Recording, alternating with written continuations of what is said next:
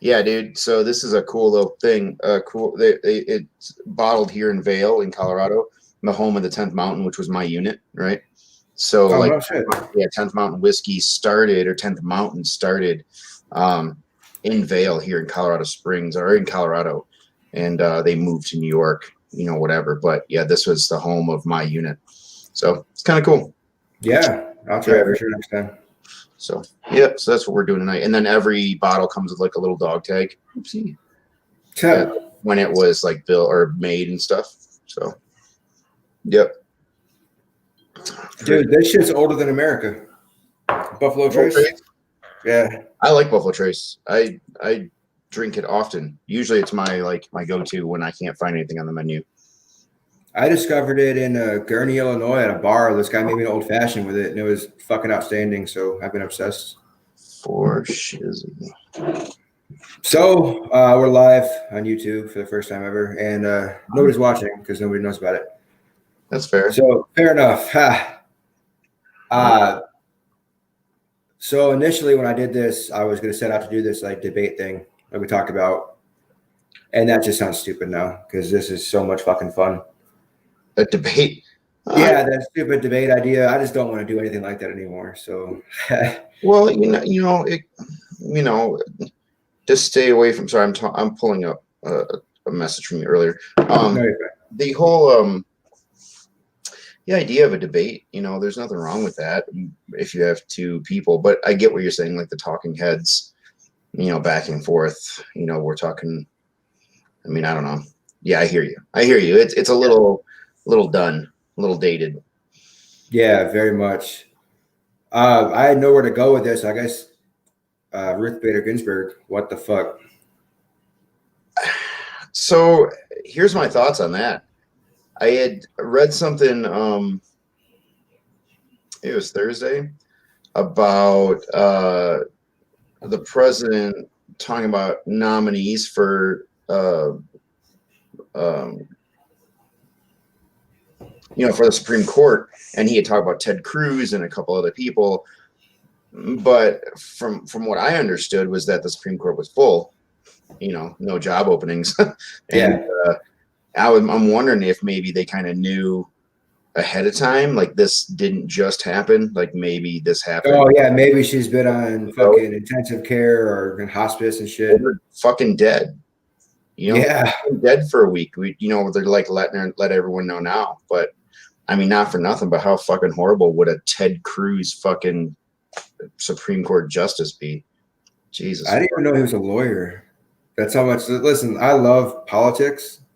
I hate politicians and I hate the government right now completely. I think politics is fun to watch because it's like a Game of Thrones shit. So it's a fun game to watch, but everyone else I hate. And Ted Cruz especially, I fucking hate that guy. He looks like Ernie Munster. He does kind of look like a monster. That's super funny. He changed though, like he butched up and grew a little beard and stopped slicking his hair back. But 4 years ago when he was running, he was Ernie Munster. Did you notice that Don Jr. grew a beard too? Yeah, I saw that. I'm wondering if everyone's butching up, trying to like grow beards. Like, oh, I gotta be a rugged man. I'm gonna grow a beard. It's like you're still like gross underneath all that. Like you're still Don Jr. He's still creepy. Don Jr. Dude, he's gonna be a president. I fucking hope not. If Trump wins this one, Don Jr. might be the next one. I fucking hope not. And let me tell you why. We're talking about we don't want dynasties and all this shit. Like, it's the same with Bush Sr. and Bush Jr. Yeah. It just shouldn't happen. You have too much vested interest as a child of a former president. Yeah. I mean, like that'd be like if whatever Sasha or one of Obama's daughters decided to be president. It's just not acceptable. I mean, I think once you have a president in your family, that's it. What I mean? I think it would be interesting to see Trump debating like Chelsea Clinton, just how mean it could possibly get on that one. Well, because let's face it, she is not a panty dropper by any stretch of the imagination. Well, he'd still try to grab her by the pussy. I don't think so. It might bite. It's a Clinton. Yeah, you never know. But the it'd be cool if you wanted to watch like what Dancing with the Stars or something, but for a presidential debate. No, fuck that. I don't want to watch that. I mean, yeah, if you want to watch a reality TV show, keeping up with the Clintons, then yeah, let's do it. But well, that's what politics is anymore. oh, absolutely. It's a reality TV show with dire fucking consequences. Well, it absolutely came to a head like that with our new fucking commander in chief. I mean, this dude, he's a reality TV star who dabbles in owning and failing businesses. I mean, I'm trying not to pull punch or not trying to, I'm not trying to be a dickhead here, but it's the truth. Oh, you're not bothering me. You say what the fuck you want. No, but I mean, it's, I don't like to show bias, especially with political talks, but the truth is the truth. The fucking guy. So, I mean, I think getting it out in the open immediately is I definitely lean more right than you do, and you definitely lean more left than I do. So there's going to be shit that we don't don't agree on completely, but I still don't care. Say what the fuck you want. I'm not trying to like, candy coat things so I don't offend you. What I'm trying to say is that generally speaking, I don't like to be like, oh, fuck this guy, because there are, I'm sure, some things that Trump has done that have been great for this country, and the same with Obama. I was an Obama fan. I didn't vote for him, but I was an Obama fan, and I'm sure there are things that he did not do well for this country. So listen to this, the exact opposite. I voted for Obama, and then I didn't like him almost immediately. But why? The apology tour kind of set me off pretty much off the get, apologizing to Japan and the reset shit. Tour. Huh? I said, what do you mean apology tour? He went around at places that we fucked up and apologized for how bad America is. And Japan especially bothered me because it's like, we bombed you for a reason. Well, they bombed a military installation and we killed 500,000 civilians. So it's a little different. I don't think it was 500,000. Whatever. We could argue this and that. Well, what I'm saying is that the Japanese were no innocent victims in it. They did bomb us, and they were the most brutal fucking modern military in history as far as what they did to us in the but you know what? When you're fighting, I mean, I'm not a Japanese sympathizer by any means, but when you're in a war, brutality wins. No, yeah, for sure. You can't on one side say I'm pissed off at Obama for saying I'm sorry, we should have been tougher, but then at the same time being like, Japanese were too tough on us. You know what I mean? Like, no, it's not just that, but that's one thing. And like, I just don't think that the way they handled foreign relations side of it was any good. What do you mean? Well, the reset button with Russia. I think going into Trump, there was a lot of people that were not happy. And personally, like, I just didn't like Obama, and he didn't do anything good for the country as far as I'm concerned. But there is this: Obama was a great fucking president as far as being a president. He was the guy that you wanted to be, huh? I mean, yeah, his big scandal was he wore a brown suit. Yeah, he's the guy that you want to lead through a crisis. You don't want Trump to try to lead you through a crisis. You wanted Obama. No, absolutely. And going through what we're going through Corona right now, you would much rather have Obama just talking to you, rubbing your shoulders, telling you it's going to be okay. Absolutely. That's what this country needs. This country needs like that soothing fucking grandpappy to be like, don't worry, it'll be all right. Instead of fucking worry, it's not going to be all right. Yeah. Or like Trump, no, there's nothing wrong. Nothing to see here. We're good. Well, let me ask you this. Let's lead into that. What do you think about, Trump telling us that, everything is fine. This whole thing is made up. It's all fake, blah, blah, blah, blah. And then in the interview a week ago, he said, yeah, I absolutely downplayed how horrible this coronavirus is going to be. It's going to be devastating. It's going to be terrible. Not his exact words, but what his intent. No, I know exactly what you're talking about. And I mean, how do you still stand, as an American who supports Trump, how do you still stand behind a man who literally admitted to lying to the country and continues to do so? He still says it's not a big deal, even though it's on record now that he said it was a big deal. That's a pretty big flip flop. So, I mean, as an American who supports Trump, so I'm not though. So Well, there's that. But like, how would I? Yeah, is my problem with Trump is it's just what I just said about Obama is he's not a president. He's a fucking businessman, or kind of he whatever that's trying to run the country, and it takes more than just numbers. He's a celebrity. Yeah, he's a celebrity, but it's not. He took an interview he shouldn't have fucking taken because he's a cocky piece of shit.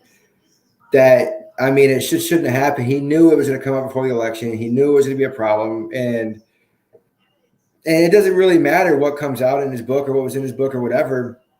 The people voting for Trump are still voting for Trump. It's not swaying fucking anybody who's voting for Trump. It's just not. Yeah, I think generally speaking, you're correct.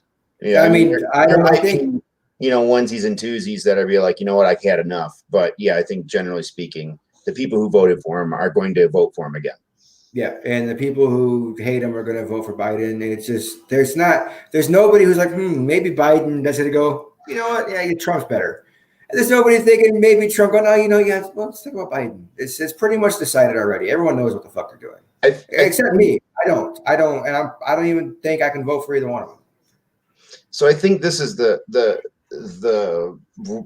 country that we're living in right now. And while I would generally agree with most of what you're saying, I think that the people who voted for Trump are going to vote for Trump again, just without doubt.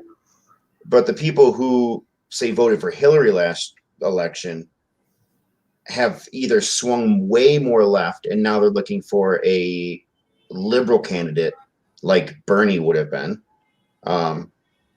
So they're either just going to not vote, or they might vote for Biden. But I think the idea that there's a percentage, even 10%, that are just not going to vote this year because they don't like Biden because he's too moderate, could honestly put the election in Trump's favor.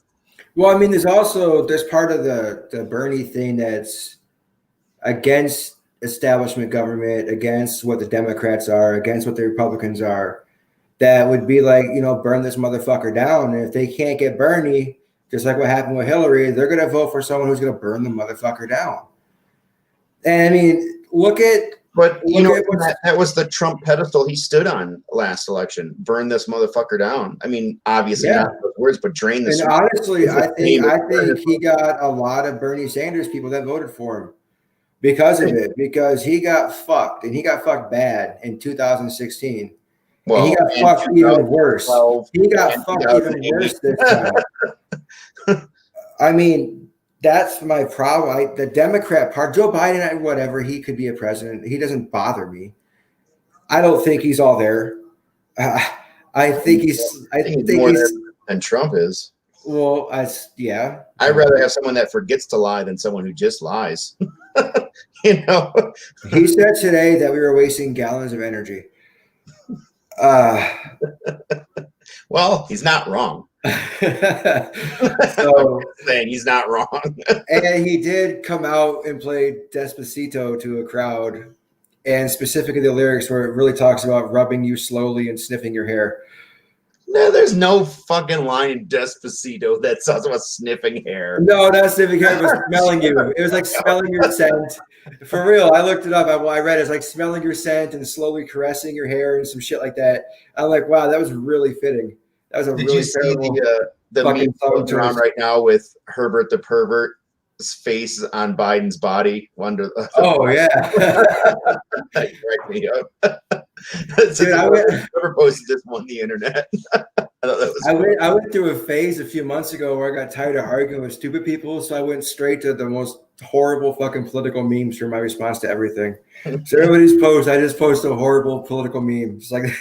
See, I'm all about political memes when it's created by us, like, Americans, as opposed to outside businesses, either Russian or American businesses, whatever it might be, to sway American voters. The Herbert the pervert meme was obviously made by some fucking asshole kid. You know what I mean? It's just because it's funny. All the other ones were like, Biden's personally raping and killing your daughter right now. It's like, okay. Yeah. Obviously, he's not. Yeah, well, you get the same. Watch TV; it's the same thing. It's you get an ad from the Council for Biden's reelection for America, not from Joe Biden. It's some weird fucking pack. It's like Trump is lighting the Oval Office on fire as we speak. He just shit in Washington's bed. You know, it's like, what the fuck? This motherfucker was putting graham crackers in Washington's bed. I saw him. I know it's putting garbage. Put something he actually did. He did enough shit that you could be mad about. Well, I think that's what it is now. It's so extreme on both sides that, like now, even saying like Trump hates poodles, you know, and if he in fact does hate poodles, no one gives a fuck. You know, no one cares. It's not extreme enough. Now Trump, you know, rapes poodles. Now we're talking. Now that's news. Yeah. You know, but yeah, it's got to be extreme or no one cares anymore. But it's so weird how it happened because I never knew anything about my parents' politics. I didn't know there was such a thing as what your fucking politics are growing up. It was never discussed. I never heard about who they're voting for. They never watched politics. It was never a thing for them. Nah. I've known you for fucking 20 plus years, and we've never once talked about politics until I think like the other day. That was the first time we ever talked about politics. And yeah, my dad always makes a joke. His running gag since like Bush Jr. is that every time he goes and takes a shit, he's making the president's breakfast. It was Bush Jr., Obama, and Trump. So it's not like he sways. All of them are going to eat his shit as far as he's concerned. I had a guy at a job site in New Mexico. Whenever he went to go take a shit, he would just announce that he's going to write up the president a letter to tell him how good he felt about his job he's doing. Like that was his announcement that I'm going to take a shit. Apparently old men think that's funny. I'm going to write the president a letter. I'll be right back. I like taking the Browns to the Super Bowl myself. Or nice. Dropping the kids off at the pool. Yeah. The Browns' Super Bowl is always good because it also shits on Ohio, whom I hate. So. Yeah, I hate Ohio so bad.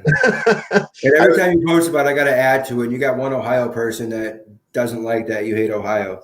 Yeah. But I really fucking hate Ohio. It's a couple of people, and there is one person who really gets irritated, and I think that's funny. I'm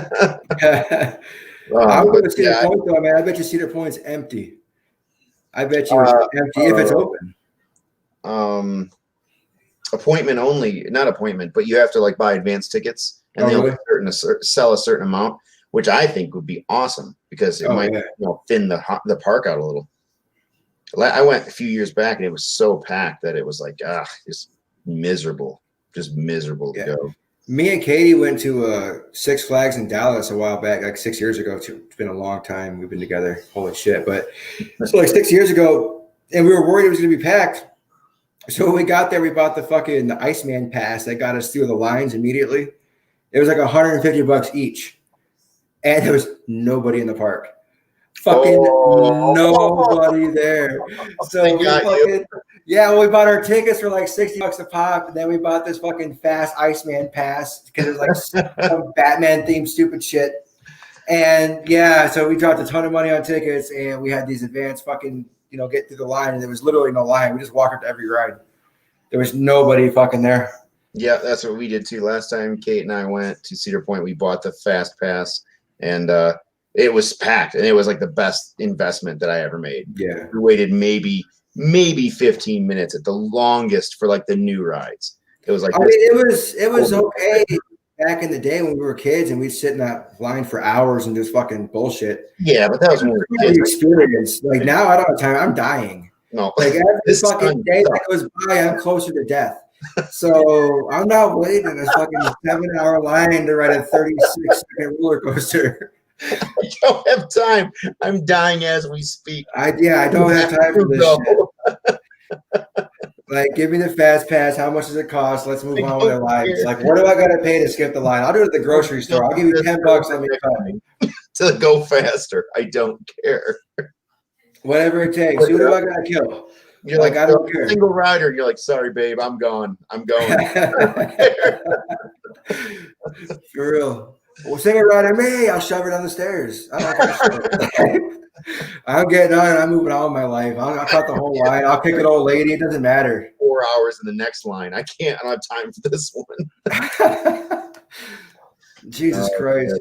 So yeah. Ohio does suck.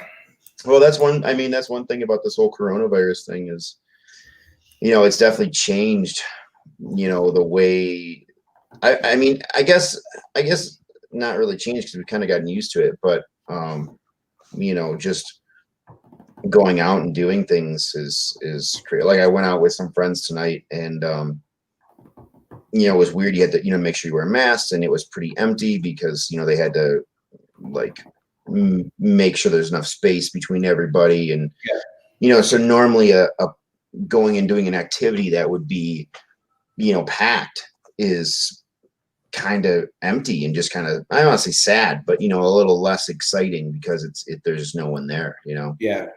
Yeah, that would be like, I've been to restaurants, but it almost seems normal. This is like, dinner rush. I've been to a few where it's dinner rush and it's just empty. Like the one I was talking about, the old fashioned in Gurnee, Illinois, that place was packed. It was an Irish bar across the street from Six Flags. So it was always fucking packed. And I was out there last month for training and it was empty. I was just like, this fucking creepy. I was like the only person sitting at the bar. I'm surprised they let you sit at the bar. Yeah, well, they had outdoor seating and they had social distance, but in Illinois, you're still allowed to sit at bars. Some places you can't. Here, I don't think you can. Here, I don't know. Half of our restaurant is a bar, and it's, that's like 30 seats, empty, can't sit. That's a big chunk of business. So how are they surviving? Because I know you have 8% margin at best. If you're doing good, you're 8% margins, right? Well, so we're part of our restaurant just got bought out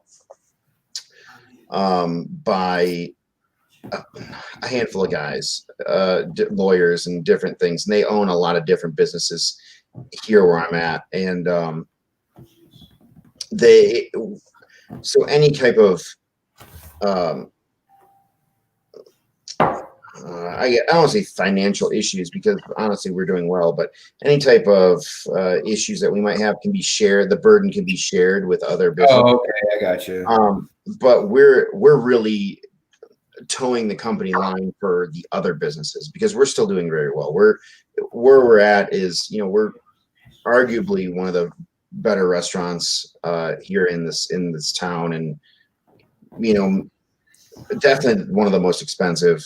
It's just we do well, even at 50% capacity. So you get better margins though because you have better quality. You can present a better product. Yeah, we're not hurting in it. I mean, yeah, it's just honestly, it's just better for us, because we just don't have to work as hard. we get paid the same, but for people who work off tips and things like that, that would be. We went to Cheesecake Factory today, and it was just like it was kind of dead and kind of not. And so it was like half capacity, but it took almost an hour to get our food.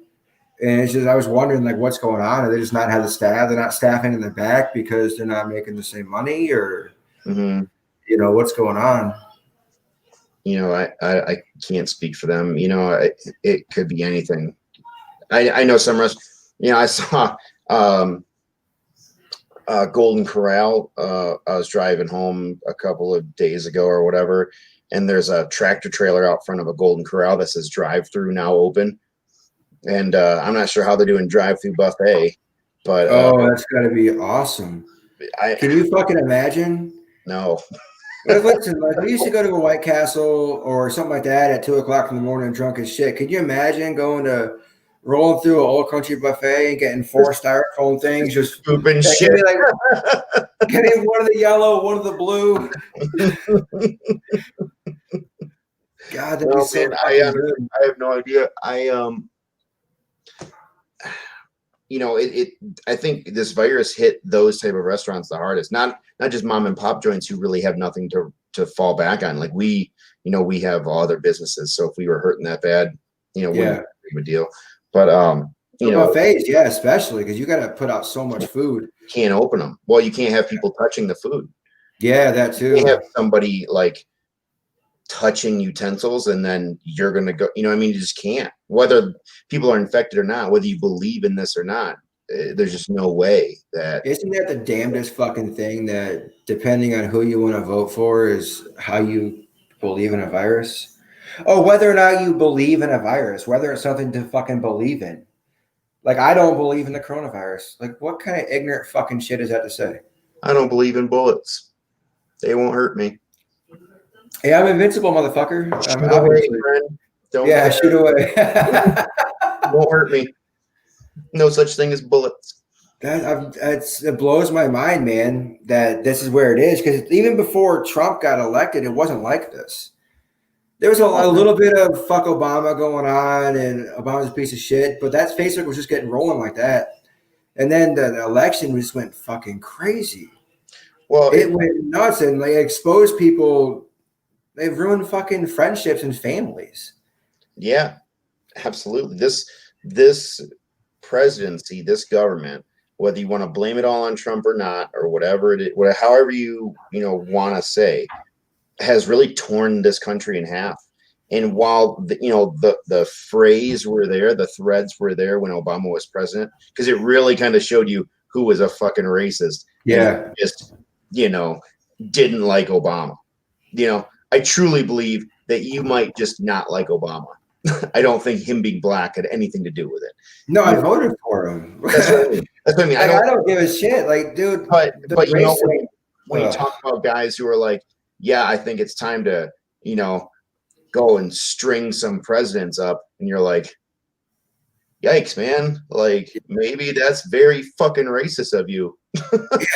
Well, I mean, the Obama thing that did start, and then with the Trump thing too. It's like, well, I used to like respect the office no matter who's there. He's the fucking president. Like, you don't. Yeah. Nobody ever put things that like the president's severed head on TV or said shit like lynching a president. That didn't happen. No, absolutely. I agree. I mean, I wasn't a fan of. I was in the military during the Bush Jr. years, so I was a Bush Jr. Soldier, and George W. Whatever. W. I love W. W. W. But and I didn't like him as a president. Yeah. He was a fucking idiot. Because he was a fucking idiot, right? But I respected him as my commander in chief. He was my boss. And I got to tell you, if I was in the military now, man, I would have a really fucking hard time being like, yeah, I respect this man. Yeah. Like, I hate to say it. Man, I love my country, man. I got the flag. I got the colors tattooed on my body. I love this country. Yeah. This is an embarrassing time for us. And it's hard because, especially with the military, he did rebuild the military. He did a lot of shit for the military. But it's hard. Yeah, he did. But it's hard to fucking be proud of him as your commander in chief, as your boss. It'd be hard as a soldier because this is what you're fighting for. This is the guy that's representing you to the world, and this is who you're fighting. You know what I mean?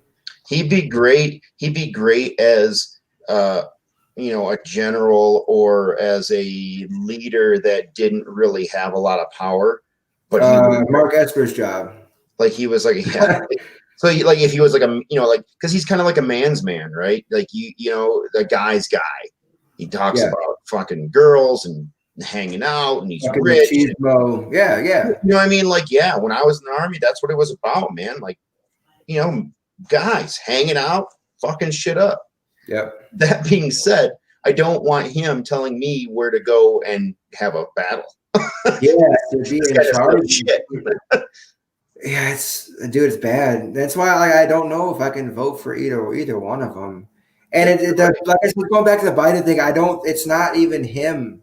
It's the party. It's the Democratic Party is disgusting. Well, it really is. The way they listen, it should be Bernie, absolutely 100%. Again, that's who the people wanted. It wasn't about who the party thinks can win. It's who the electorate wanted. They didn't want Joe Biden. Well, they feel that I'm sure they felt that Biden had the best chance to capture more votes on both sides of the fence. Where if a Republican, a Trump supporter, was on the fence about whether or not they still liked Trump, they fucking definitely didn't like Bernie because he's too far. You know what I mean? I get that, but that's a decision for voters to make, not a decision for the party to make. It's strategy, bro. It's all I strategy. know, but the voters should be able to pick who they want to represent them, and that would have been Bernie if it wasn't the backward deals and shit. You're arguing that the problem with the party system. I'm arguing the party is corrupt, not the candidate, not whoever. The party is fucked That's up. what I'm saying. You're arguing the problem with a two-party system. Bernie should have been an independent or a liberal party, you know, and then it shouldn't even be independent. There should be a party for that. There should be a fucking socialist party. And a teabag party, whatever. Let's get them. If there's fucking voices, let's have them representing the government. It's teabag party. I was like, well, Tea Party. The Tea Party. It should be a dirty Strode party. I don't know. But for real, if there's a voice out there, it needs to be represented in government. Two parties isn't doing it, and there's so much nuance. We're like one of the only advanced countries that have a two-party democracy. We don't have a democracy. We got a republic. If it was a democracy, it'd be a popular vote for everything. We don't have that. We have a representative. No, you're right. We don't have a democracy. I agree with you completely there. Yeah, the idea that we're a democracy is ludicrous. No, and it should be, honestly, because fuck it, dude. I don't care. Whatever. Hillary would have been president. It wouldn't. Shit still would have been fucked up. Whatever. If a popular vote, but what it should be, if something needs to go to a vote, you should pull up on your phone, like click. That's what I vote for. Yeah, except that today corrupt. I mean, you could look at the Russia influence in the last election. I mean, you can say whether or not they got the election for Trump or not, but the issue was there. They definitely created, the company came out that they used and said, yeah, this company does this, and this is how we influence your voting. Yeah, well, that's all. Did it happen? It absolutely happened. There's no did about it. So I think we have a problem with our system in that a lot of people don't know anything about what's going on in government. They don't know. They don't care. They're not interested. They're not involved. And it's because they don't feel like their vote counts or matters. It doesn't matter because the things that are most important to Americans are not what's getting voted on in Congress. It's not what's getting taken care of. It's not becoming law. So no one cares. Only a select few that follow politics or die hard for this guy or die hard for this guy or think there's something they need to vote for.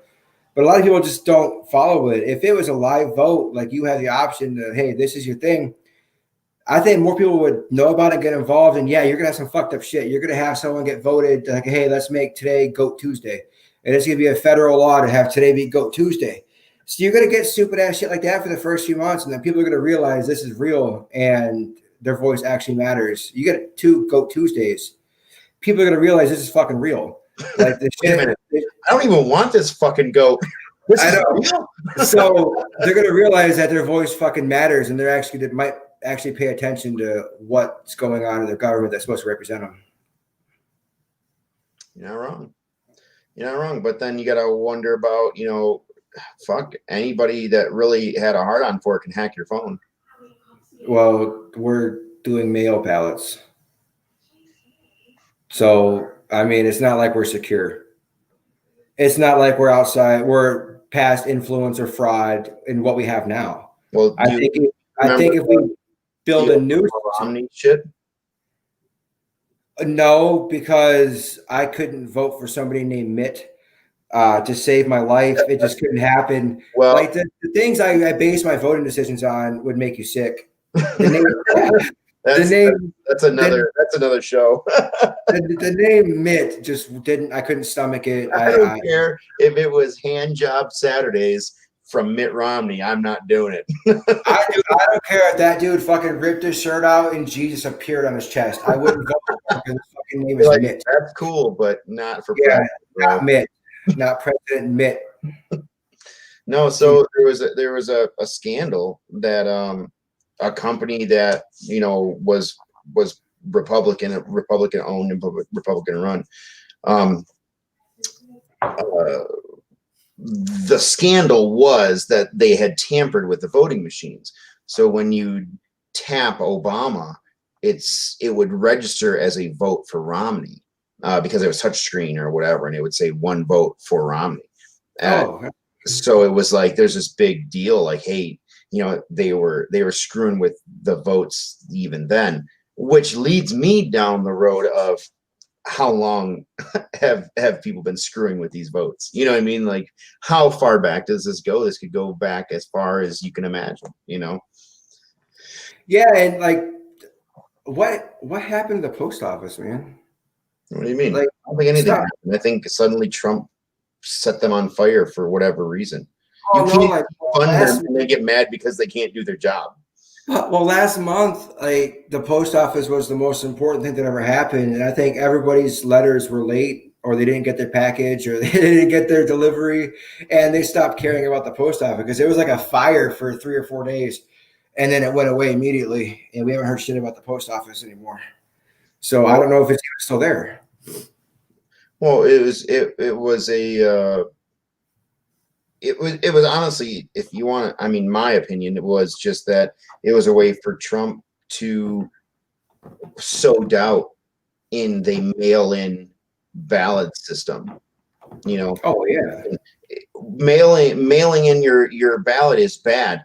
So bad. Look how bad the fucking mail is. The U.S. mail sucks. They haven't shown a profit in decades. Not that they're a business. We're not supposed to. Right. But regardless, it works to people who are uneducated about that type of thing. That type of thing works. You know what I mean? It's brilliant. He's an excellent celebrity businessman. You know what I mean? But I mean, look, how many people voted last time? It was like 120 million, maybe something like that. There's a lot of people not voting. A lot of people who don't care. Right. And if you make them care, maybe we'll get something different. Well, we will know what the country actually thinks instead of what half the country thinks. Well, I mean, why? What do you mean, why? Today, like just a second ago, you were like, I don't like either one of them. I can't see myself voting for either. Well, yeah, I don't. Who are you gonna vote for? Who am I going to vote for? But that's what I'm saying. If you don't really like either one of them, who are you going to vote for? Just well, I guess whoever you think is the less shitty of the two. And then if that's how do you pick that? Because they're both fucking shitty. No, if that's how it comes down to in the next month, that I don't have one that I think deserves to be the president, I'm not going to vote. Bernie Sanders. Huh? Right in Bernie Sanders? No, I ran in Tulsi Gabbard. That's all right. My last name is spelled. They can write me in. So anyway, you write me in, I'll write you in, and maybe we'll see where this goes. Hey, maybe the podcast takes off after that. We'll see. That guy. He could be president. Yeah, he could be fucking president. But that's how it's gonna be. I don't know. There was like rumors about The Rock running for president and shit, and like he would have got elected. He would have. That's where it is now. It has become the fucking popularity contest. Fucking circus, man. It's a circus. Yeah. Fucking Kanye, The Rock, talking about Oprah.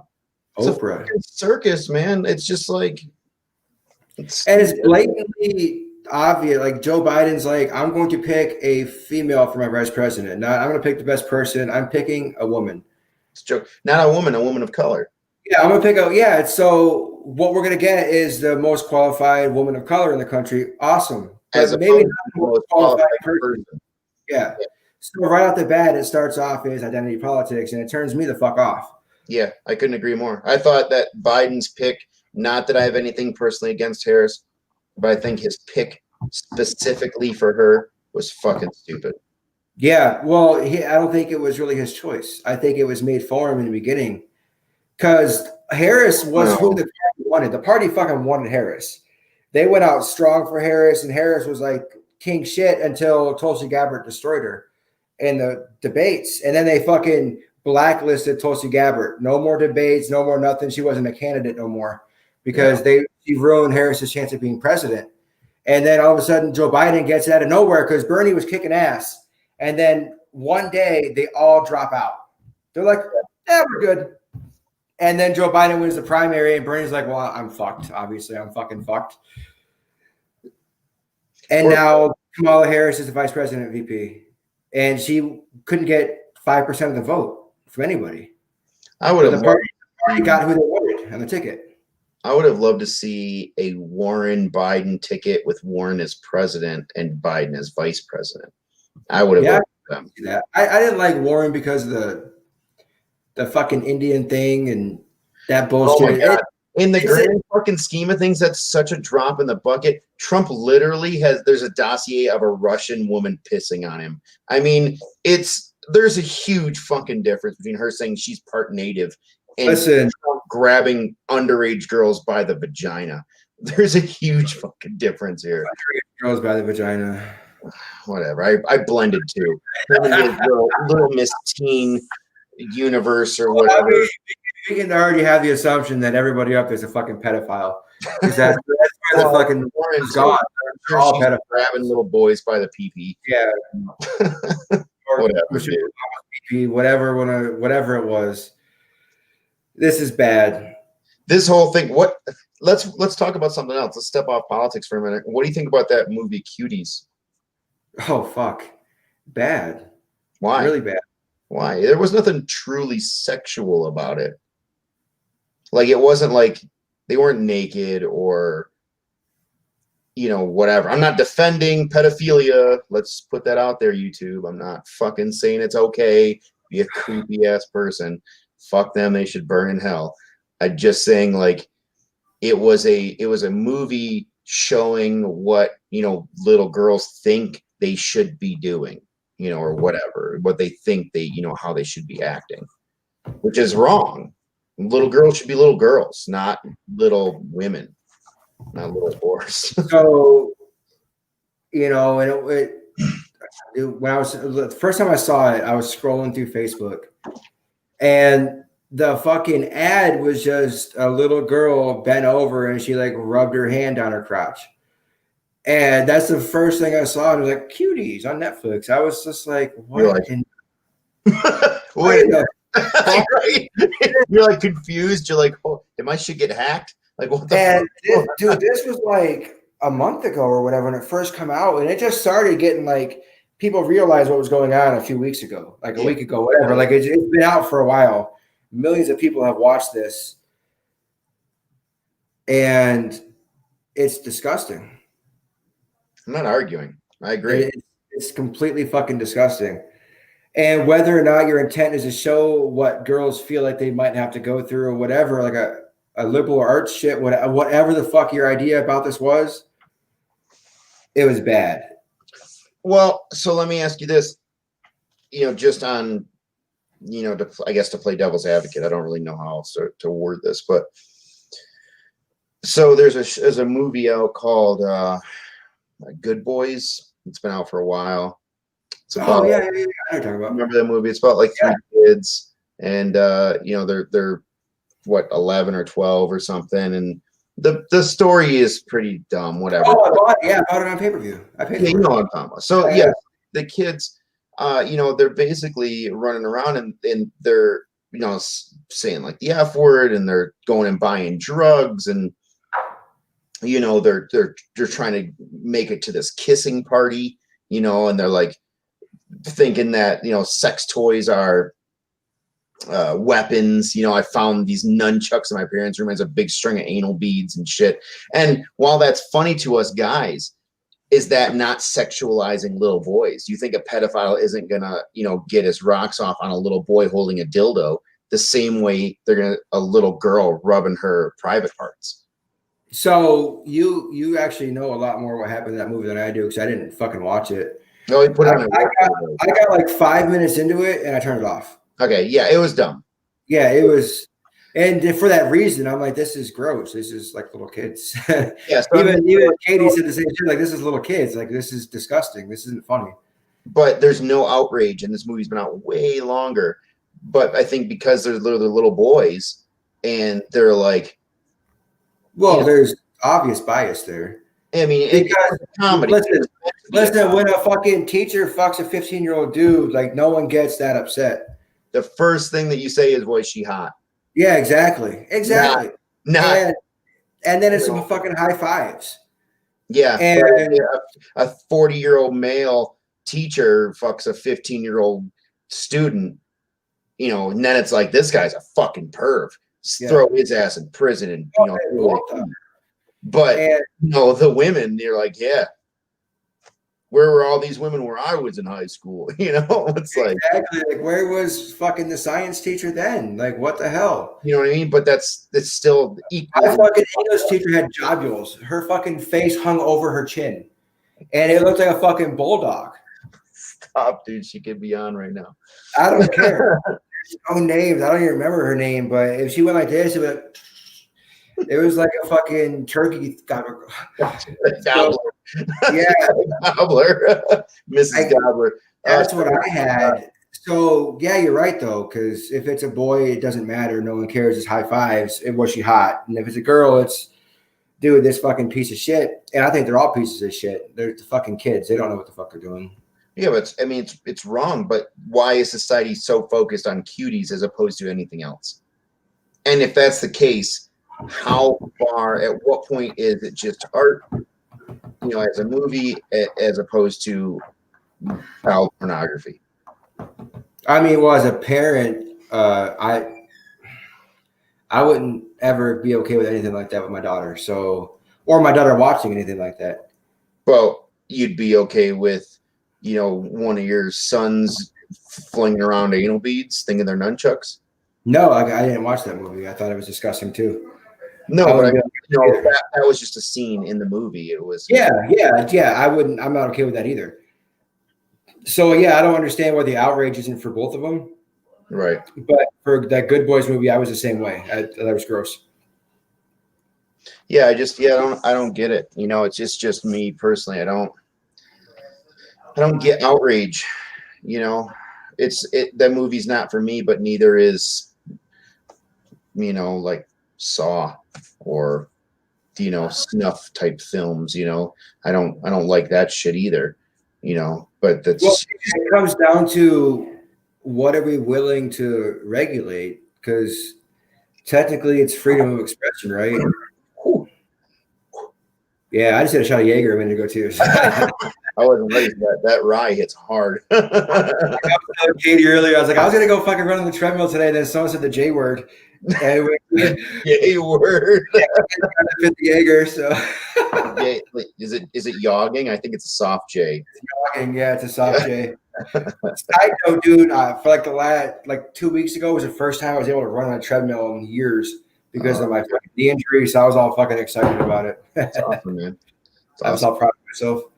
Anyway, we're talking about cuties and so not obviously I think we're both in agreement here that pedophiles should be fucking castrated, like it's not there's no argument. Okay. So yeah, most pedophile posts I just post a picture of bullets. If anyone talks about pedophiles, it's just a picture of a bullet. It's really not nothing to say. Yeah. I mean, there's no argument. There's no argument here as far as that's concerned. The argument for me about this particular subject is at what point is it just a movie as opposed to pornography? Well, I guess it would be pornography if there was anything that actually happened. I mean, there was implied shit from what I read. There was implied shit that happened, but I mean, what do we call pornography? And that's even protected at some point. So that's what I'm saying. Obviously pornography for people who are underage is illegal in this country. Yeah. Bottom line, there's no argument. But it's not in other countries. True. But I mean, there's tits on TV in other countries, a normal thing. It's absolutely the weather girl. Yeah, exactly. Yeah. But we're talking about children here, people who are under the age, especially way underage, which is the case in this cutie situation, that they're not 17. Yeah. These little girls are little girls. At what point is this just a movie showing the wrong side of our youth, or child pornography? At what point is this, do you blur? Where is the line blurred? You know what I mean? Like, why is this people outraged about this as opposed to it just being about a movie? Well, some stuff like the movie Cuties, for example, I think is a victim of their time they released it, and it's a question of whether or not they made it for this reason, and it's a legitimate question to ask. if it's an attempt to normalize, because there's so much weird shit coming around with pedophilia rings all of a sudden that it's like something like, is it trying to normalize that kind of feeling? There's the law in California that's been misrepresented a little bit, but still it changes the law and basically says if you're 10 years apart, you don't have to register. If you're less than 10 years in age, you don't have to register. So you can still go to jail. You can still be convicted. You just don't have to register. And the idea was originally that if you get the girl pregnant, then if you go to jail and be registered, you can't get a job, you can't support your kids, so we're going to cut you a break, you don't have to register. But now, to be fair to everybody, because it was different for gay couples, it was different for a gay guy and a gay teenager, it was automatically, there was no 10-year buffer space there. So now for everybody, it's 10-year buffer space. And now they're like, oh, they're making pedophilia legal. They're making people like pedophilia. That's not what's happening, but it could be misrepresented there. I don't know. It's so fucking weird. Well, so the law, we were just talking about this because this cuties conversation came up when I was at work. And the law here in Colorado is a 4-year difference unless you're over 18 and he or she is under 18. So if you're 17, she can be 14 and it's totally fine. But if you're 18 and she's 14, no way. Well, I mean, I still think it's a crime. It's just not reported on the registry. I think it's what it's crime. Like it's considered statutory rape. Yeah, it should be. I think if you're 18, you should really have no business sniffing around any 14-year-old girls or guys, whatever. Yeah. I mean, stay in your lane, But even if it's consensual, it doesn't matter. It's still illegal. So, yeah. Which I support. There's a lot of 18-year-olds or even 17 about to turn 18 that you can find someone to, dip your pen into if you have to that bad. Yeah. So, I mean, back to it though, it could be intentional with timing, even on both sides of it. It could be the right going, look at all this child exploitation. Let's make this new movie and let's put this shit out. It could be the left going, you know what, this is going on. Let's try to normalize it. It could be vice versa. The right going, let's try to normalize it. I'm not saying the left is for pedophilia, so I don't want anyone to get fucking mad about that. It just said right or left. So it did kind of feel like you just said that. I know. I realized it. I'm like, the left wants to rape. But yeah. But no. So there's been so many people who have been looking at the world in rose-colored glasses for so long, and then all of a sudden last year the Jeffrey Epstein thing broke. All these fucking child things happen, and then the dude dies. He commits suicide in prison. There's so much weird shit happening, and now this fucking movie comes out. I think it's hilarious. See, we just do a little sidebar. I think it's hilarious that people think that Hillary Clinton killed this fucking guy. Oh, I think she might have. You're fucking crazy. I don't think that out of all the pedophiles in the fucking world, Hillary Clinton is going to go there and kill this fucking dude. Oh, do I think she walked in and stabbed him? No. Or hung him? No. Definitely stab him. Fucking Hillary Clinton with a sheet hanging this guy over a pipe. I could do it all day. That could just be something super exciting. I love that idea. But I don't know. I don't think she personally killed him. I guess, and here's the other argument. Why is everyone's like fucking let's kill pedophiles, but then Hillary Clinton comes in and kills a pedophile. And she's like, oh fuck, Hillary Clinton's killing pedophiles. Oh fuck that woman. See, I like politics in a way that there's a politician fucking whacking people. I'm interested. So no, Hillary whacking people was not a disqualifying factor in why I wouldn't vote for her. Even for the next one, because I would love to hear your credentials for the good president. But that would be funny to see Biden out there just fucking cutting the nuts off of pedophiles. Oh man, seriously, like, hey, just walk out of the debate. This guy fucked a kid. Clip voted for. And then Mike's like, got my vote. Don't care what you do with the country. Like, where do I mail my ballots? Let's do this. For real. But it is weird. And you're right about the selective outrage. But I mean, I don't know. Maybe it's because guys care more about daughters and sons, or I don't know what it is. I don't know. Either. Well, the idea of sexualizing daughters and little girls has been around forever. The stupid fucking pageant show, the kid pageants, John Benet Ramsey, all that shit. You mean the Donald Trump Little Miss Teen USA? Is that what you're talking about? Oh yeah. Oh, isn't the guy that said he would fuck his daughter, right? That's the same president. Is that who you're talking about, right? First off, he's not, but if he could, he would. Yeah. He said, yeah, I would. I'd fucking hit it. I'd smash, but just the tip. I would never have sex with my daughter, but if I could, I totally would. It would just be the tip. So and I'm not saying he's wrong. She's not the worst thing to look at. That being said, she is your fucking daughter, you creep. Do you remember one of the best movies of all time, Fifth Element, right? You got a hands down one of the greatest fucking movies ever made. No argument. So with you, the fucking blue chick, right, with a giant neck, the neck that was 9 feet long. I swear to God, that's Ivanka Trump, and she was giving a speech during the convention, and I posted like, "Oh my God, her neck is so fucking long." And Katie was like, "That's crazy. You actually literally just said that out loud. Why'd you post that?" I'm like, "I don't know." Like I said it out loud and I posted it like her neck is so fucking long. Posted. But her neck was like 9 feet tall. She looked like a fucking giraffe. I don't see the Ivanka Trump thing, and especially why would you want to fuck your daughter? But that's the world we live in. So that's our precedent. Absolutely. Oh man. Hey, hold that thought. Can you hit pause on here real quick? I need to grab something. I don't know if we got pause, but you can. All right. Well, you know what? Collect your thoughts, piss your pants, and I'll be right back. Cool.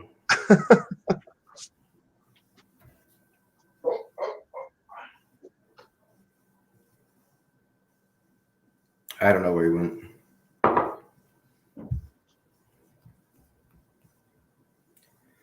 Yeah, so I almost have to just have somebody to talk to. This doesn't work. I can't just talk to a camera. It's very awkward.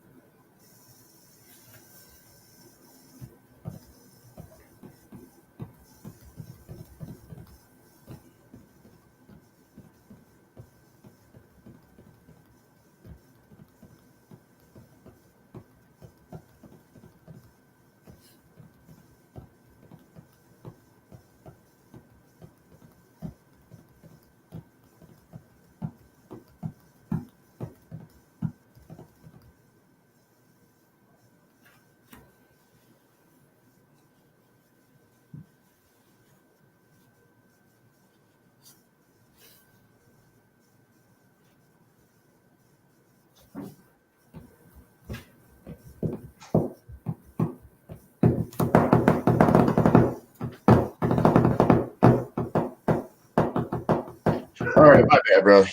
No, you're cool, man. That rye's hitting a little too hard, so I'm switching a little somewhere else. Going this route. Ooh. Yeah. Nice. Love me some Sailor. Man, listen, I could drink whiskey all day and just be at a straight level all day. If I drink vodka or something else, I get drunk as fuck in like 2 shots and I can't control myself. Let me tell you, I wish that you had the ability to come out here and hang out with me for a little bit. This elevation is nothing to fuck with. Really? That'd be fun. Dude, it's stupid. I'm buzzed on 2 beers now. Like currently.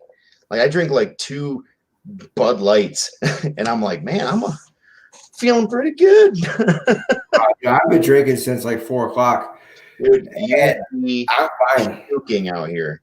Wow, yeah, I want to do it.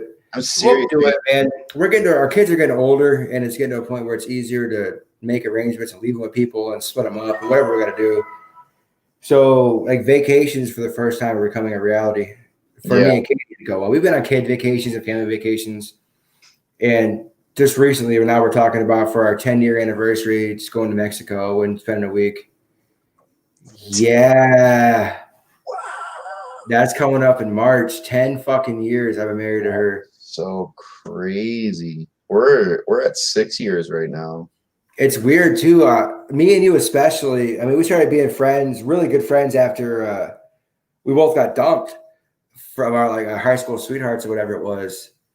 And from there, we've had our series of failed ass long-term relationships. And now all of a sudden we're both like, we're in it and we're in it for real. Yeah. So what changed? I don't know, man. I don't know. Well, I've always been a serial dater. You know, I probably can count on one hand the amount of years that I've been single. You know, I just kind of been that guy. You know, I found long term at that. What's that? And long-term relationships, not even like just a week here, 2 weeks there. Oh yeah, no, yeah, absolutely. Like, I for whatever personally, I just operate better in a relationship. It's not that, you know, whatever. It's not that. Some people should be single. Some people don't do well. I'm not one of them either. But I guess I don't know, man. What's different? What makes this work all of a sudden? And I was thinking about it the other day. I don't know. I think it's just finally I was willing to do something different because I've always been the same person. And I'm like, well, maybe not be the same person this time. Maybe change and make it work. Maybe fucking adapt. So yeah, I don't know. Maybe it's finding someone that's worth making that change, worth doing that for. Yeah, I mean that's pretty sweet. You giant vagina. I know. Well, I know particular people who have divorced like 4 times, so it's a weird thing. It's well, that's the other thing is like, you know, I'm obviously not married. And I never wanted to get married with the idea that divorce could be an option. Well, that's how I feel. I don't. You know what I mean? Like if I get married, that's it. Do you know what I mean? Like there's no like, well, fuck it. You know, you can always get divorced. No, we're in it. Like we're in it. Let's figure it out. That's how I feel about it. Right. That's what I mean. It's like if it's you can't repair it, then you know maybe you should have figured that out before you got married. You know what I mean? Yeah, and that the idea of that scares the shit out of people. I mean, for me, and you know, I've said this, and I've said this to Kate as well. Like, I don't necessarily need to be married to be to be happy or be committed. You know, there's no doubt in my mind that you know she's the one. You don't need a contract. You don't need the government sanctioned.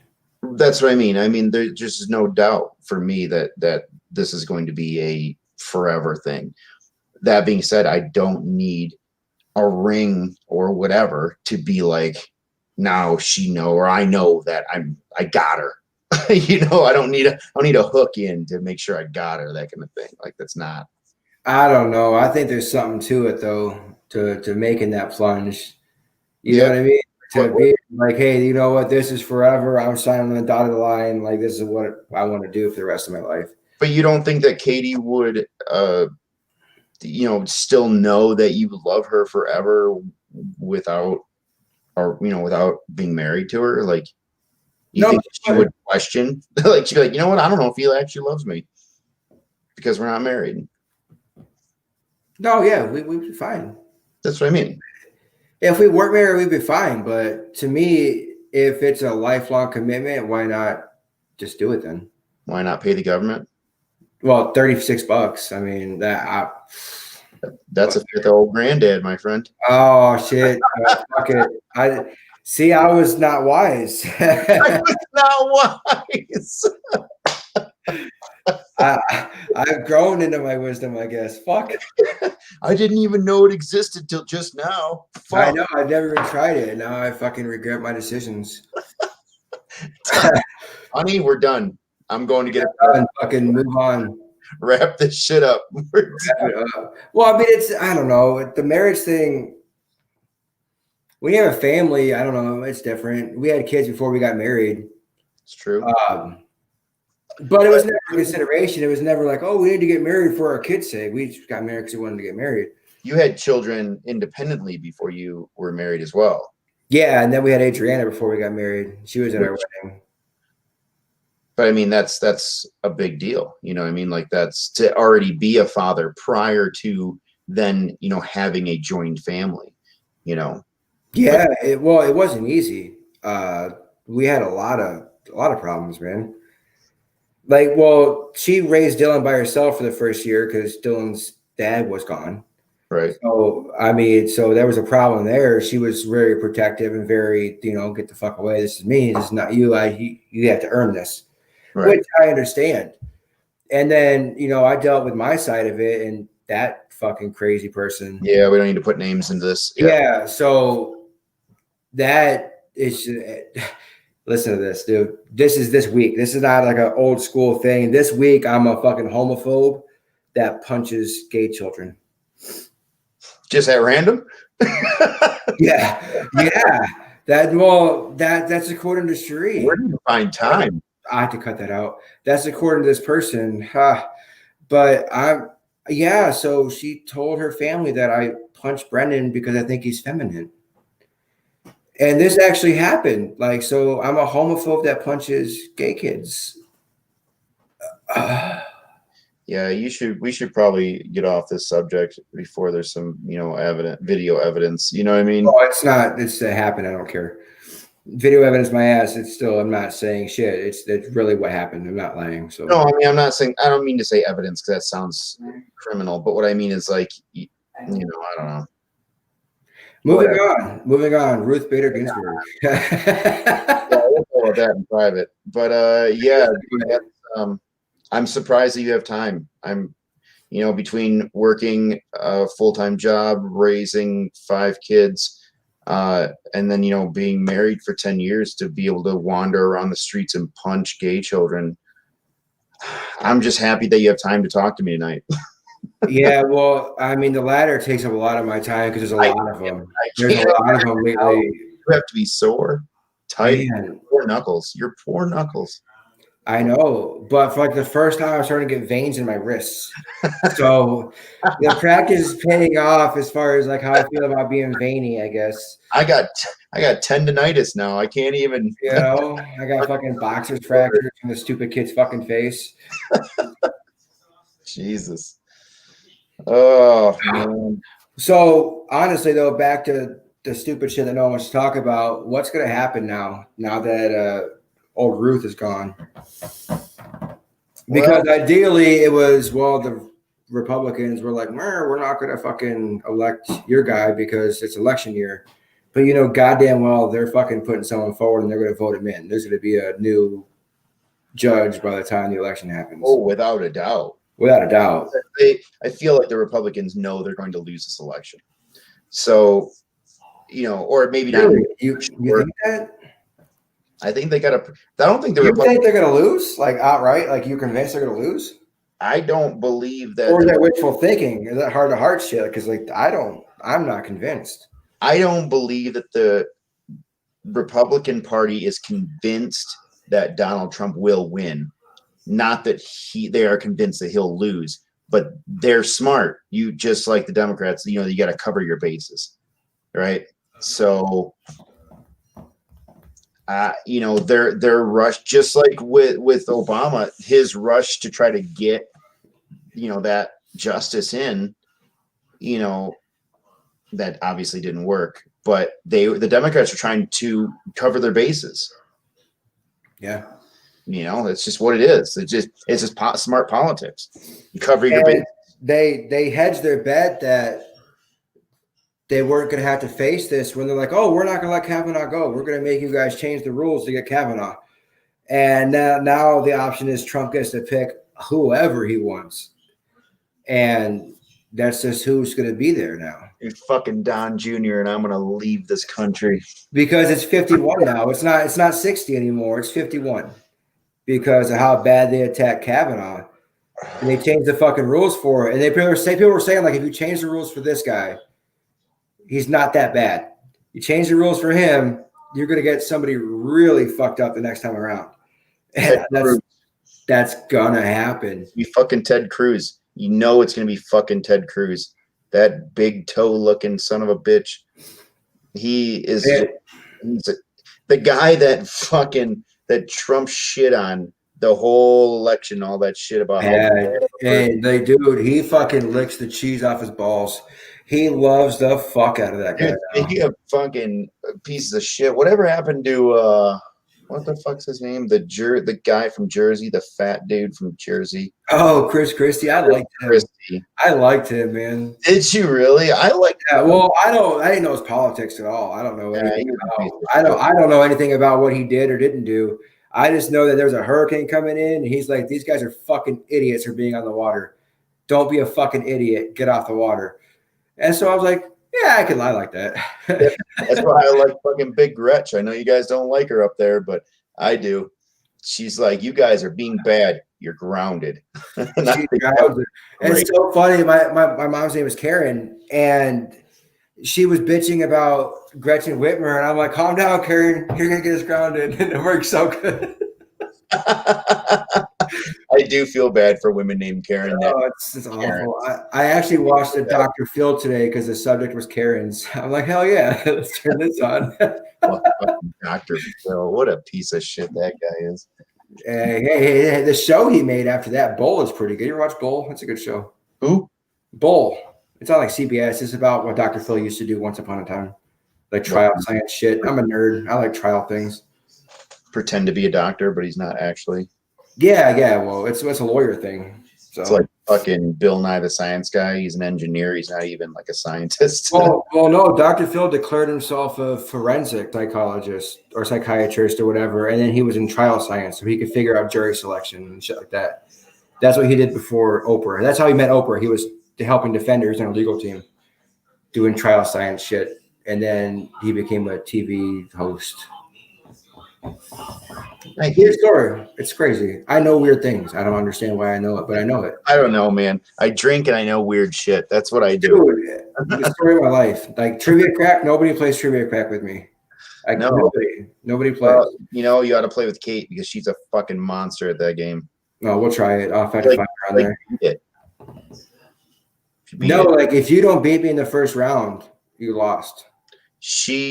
All the little monsters or whatever you can get, she got them all of them. I deleted my account because I would sit there and I would people would cancel, people wouldn't play anymore, and now I'm like a level 4 again. And you ought to hook up with her. I'm telling you, she's a fucking monster when it comes to that shit. My family hates me. They won't play. My wife won't even play with me. She hates me too. Kate's the only person I've ever seen that has beaten Candy Crush twice. Oh, I bet Katie would take a run for that one. Dude, I never played. Like all the levels. There's like 2,000 of them. And then she'd be like, well, I can't play anymore until they release more levels this week. Every week they release like 10 levels. So she'd beat those 10. And then and then another 10 would, It's like, what the fuck? I'm on like level 56, like a fucking idiot. I don't know what's going on. I'm like, blue ones. How many thousands of dollars do you think you spent on in-app purchases? On extra coins or bonuses or extra this or some of this for a game or less than $100. You think so? Forever? No. All right. What about in-game purchases on an Xbox? Including DLC? Including Rock Band, for instance. That doesn't count. You were $1,000 in the Rock Band in 2013. So block the guitars behind me. I know. Yeah, well, the other night when we did this, I'm like, wow, he's got cool good. Wait a second, those are big. That's Rock Band. That's my wait. Which way do I hear? Ow! Everything's backwards. Rotate this way. Yeah. So all that's. So why do you have 3 of them? Well, honestly, you can't even play 3 at the same time, can you? Yeah. Oh, 3 guitars? Oh no, one bass, one regular. So the one over here, this one is that bass guitar, and then it's mirrored on this camera, and then this is the Rock Band 3 one, and then this is Rock Band 4. But yeah, because of the Rock Band losing their contract with Mad Catz and stuff. This stuff I got that's like $1,000 right there. Are you serious? Yeah. So it's more expensive than a fucking real guitar. Oh, easily. Wow. I bought a little fucking dongle, which is like it's basically a brain that will turn a electronic drum kit into like Xbox speak. Will allow it to talk to each other. And they're going for $1,000 right now online. Wow. It's a piece of plastic this big. $1,000. My mom bought $9.99 when they came out.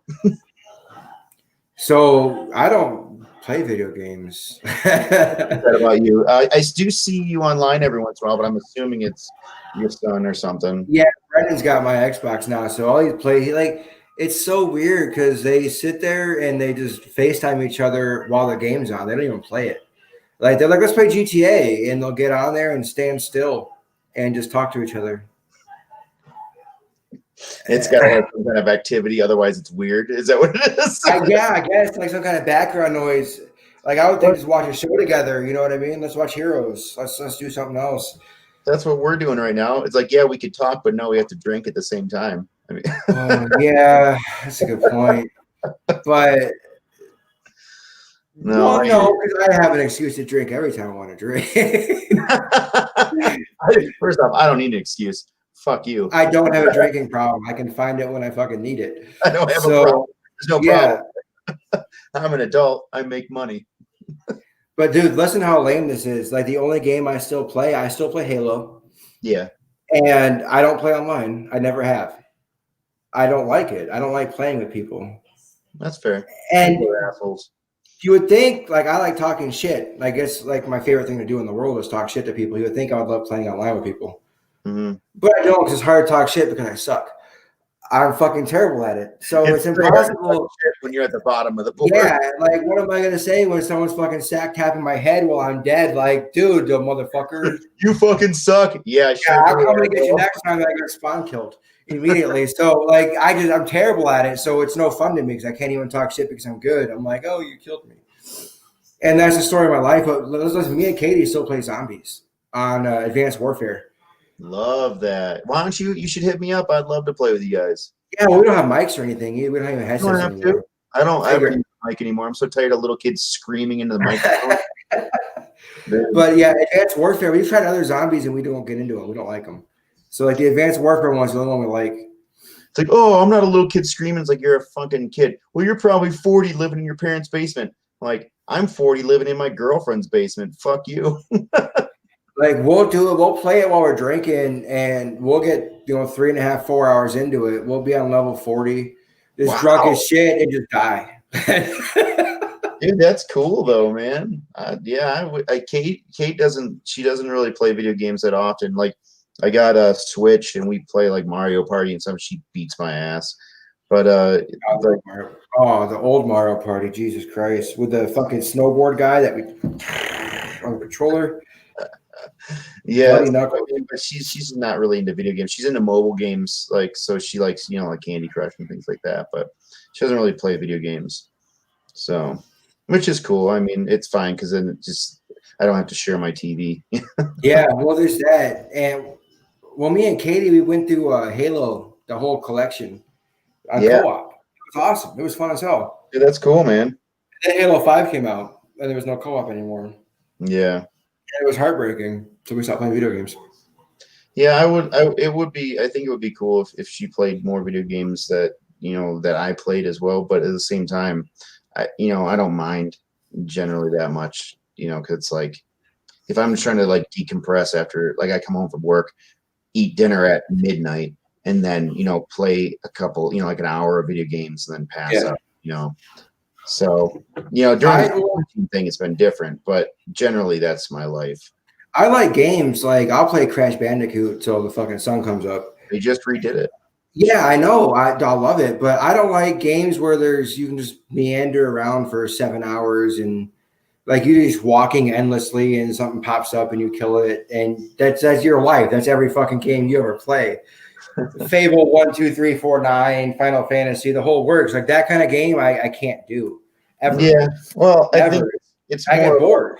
It's more of a losing yourself into a game, but see, I played things like Halo and Call of Duty and stuff. I still love those games. But for me, it's a story. It's like Kate is a reader extraordinaire. She's read, I'm sure I'm gonna get shit for this, but I think she's read about 60 something books already this year. Shit. That's probably low, if I'm being honest. Like, her goal was 50 books and she blew that away like 2 months ago or something. So yeah, she reads like a fiend. So, for her, it's about getting into the story and loving characters and things like that. And for me, that's what those types of video games are. It's basically an interactive story. Exactly.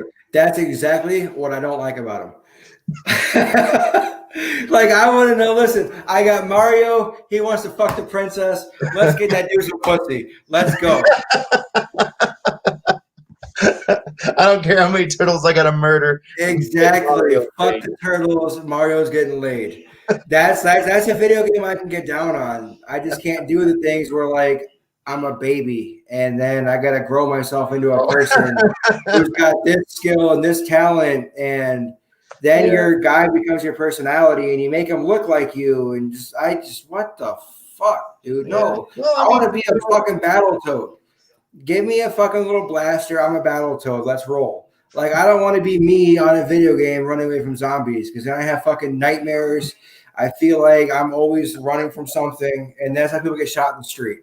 So people get shot in the street. He runs out in the street. There's zombies. Mike, are you okay? Exactly. Like, I've been playing this game, and there was this one, like, State of Decay 2. That game was cool for love that game. Like 2 weeks. And then, like, I lost my guy. I was, like, running around, and it was the middle of the night, and, like, he's tired. So then I got surrounded by zombies, and I lost my guy, and there's no, like, get your guy back. There's no continue this game. I know, exactly. I know. I see you play it. I've seen you on there, like, Dustin on State of Decay. I'm like, dude, that guy, fuck that guy, tapped out. I couldn't do it. And I lost my guy, and I didn't want to play with anybody else, so I just killed them all. So, and then I never played again. Like, I got so mad at it, I just made sure everybody died. And once everybody was dead, I moved on with my life. I haven't touched it again. So there's an achievement for that game that they show like the percentage of gamers who've gotten this achievement or whatever, and it's like 0.01 percentage of gamers have gotten this achievement, and it's have a community survive for 100 days in State of Decay 2, and I think I'm on day 17 or something, and that's my goal now is. Every once in a while, I'll jump in and play a few days, and just so that I can get through. but nights But last. it's like actual time. Yeah, nights last an hour in real time, and daytime lasts a half an hour real time, which I think is bullshit. But yeah, that's how it works. I looked it up because I want to see how long I'd actually have to play. So basically, about 75 hours. No, I can't do that. But yeah, I love that. I think I've beaten it now probably 12, 13 times. That game's great. But I tell you what's cool, man. My kids are like into video games, and they'll be like, "Let's play Call of Duty." I'm like, "Let's put some zombies in." And I fucking own them. And like Mario Kart, yeah, they don't do that. They got owned. Mortal Kombat, they got fucking owned. I'm like, dude, I've been playing this shit for 20 years. You're not gonna beat me in Mortal Kombat. I've seen so many memes online about that stuff. It's like, hey, Dad, you know what Xbox is? And you're like, step aside, son. I got this. Halo, especially, because I bought my Xbox for Halo specifically. So I'm really good at Halo. I just refuse to play online. Huh? Are you going to buy Infinite when it comes out? Halo Infinite? Yeah, it's supposed to have co-op. Yeah. Like local co-op. Like I guess you could play like 5 on like network co-op, but this is local. Like, we want to send the console play. Yeah, no. Infinite drink sex and peace and kill aliens. Yeah, this weekend. Huh? This weekend? No, I don't know when. Yeah. Oh. I said Infinite's gonna have split screen again. Yeah, exactly. Yeah. It's cool, man. That's like super cool. I'm really excited about it. But I mean, well, kind of getting back into what we were talking about before I ran away. No, but do you think that to bridge video games into this, do you think that video games have caused the rapid maturity in children and kids? No. You don't think so? No, my kids are horribly immature for their ages.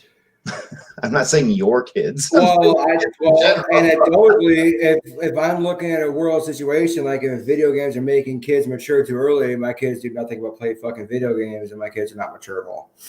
So no, I can't. You can't deny the fact that the language that is used, and like GTA, you can go to a strip club, fuck a hooker, kill her, get your money back. That's kind of a mature thing for an 8-year-old to do. It's fucking Tuesday. For Tuesday, what are you talking about? You're punching. Well, yeah, streets, my kids. My oldest plays GTA, but none of my other kids do. What I'm saying is, like, that's a pretty mature thing, It wasn't when I was 15. What do you mean it wasn't when you were 15? Well, when I was 15, I had GTA, but I had GTA with a keyboard where I could make the car go fast or slow. I couldn't rob hookers or kill them. But there was a lot of other shit I had when I was 15 that wasn't appropriate. It's like a normal thing that happens. I'm sorry, I can't GTA is not the worst thing my kids can see or experience. I'm not arguing whether or not GTA is bad. I'm arguing if whether or not being exposed to mature themes is making your children think more maturely. Therefore, cuties exist. Oh, that was a huge fucking boomerang.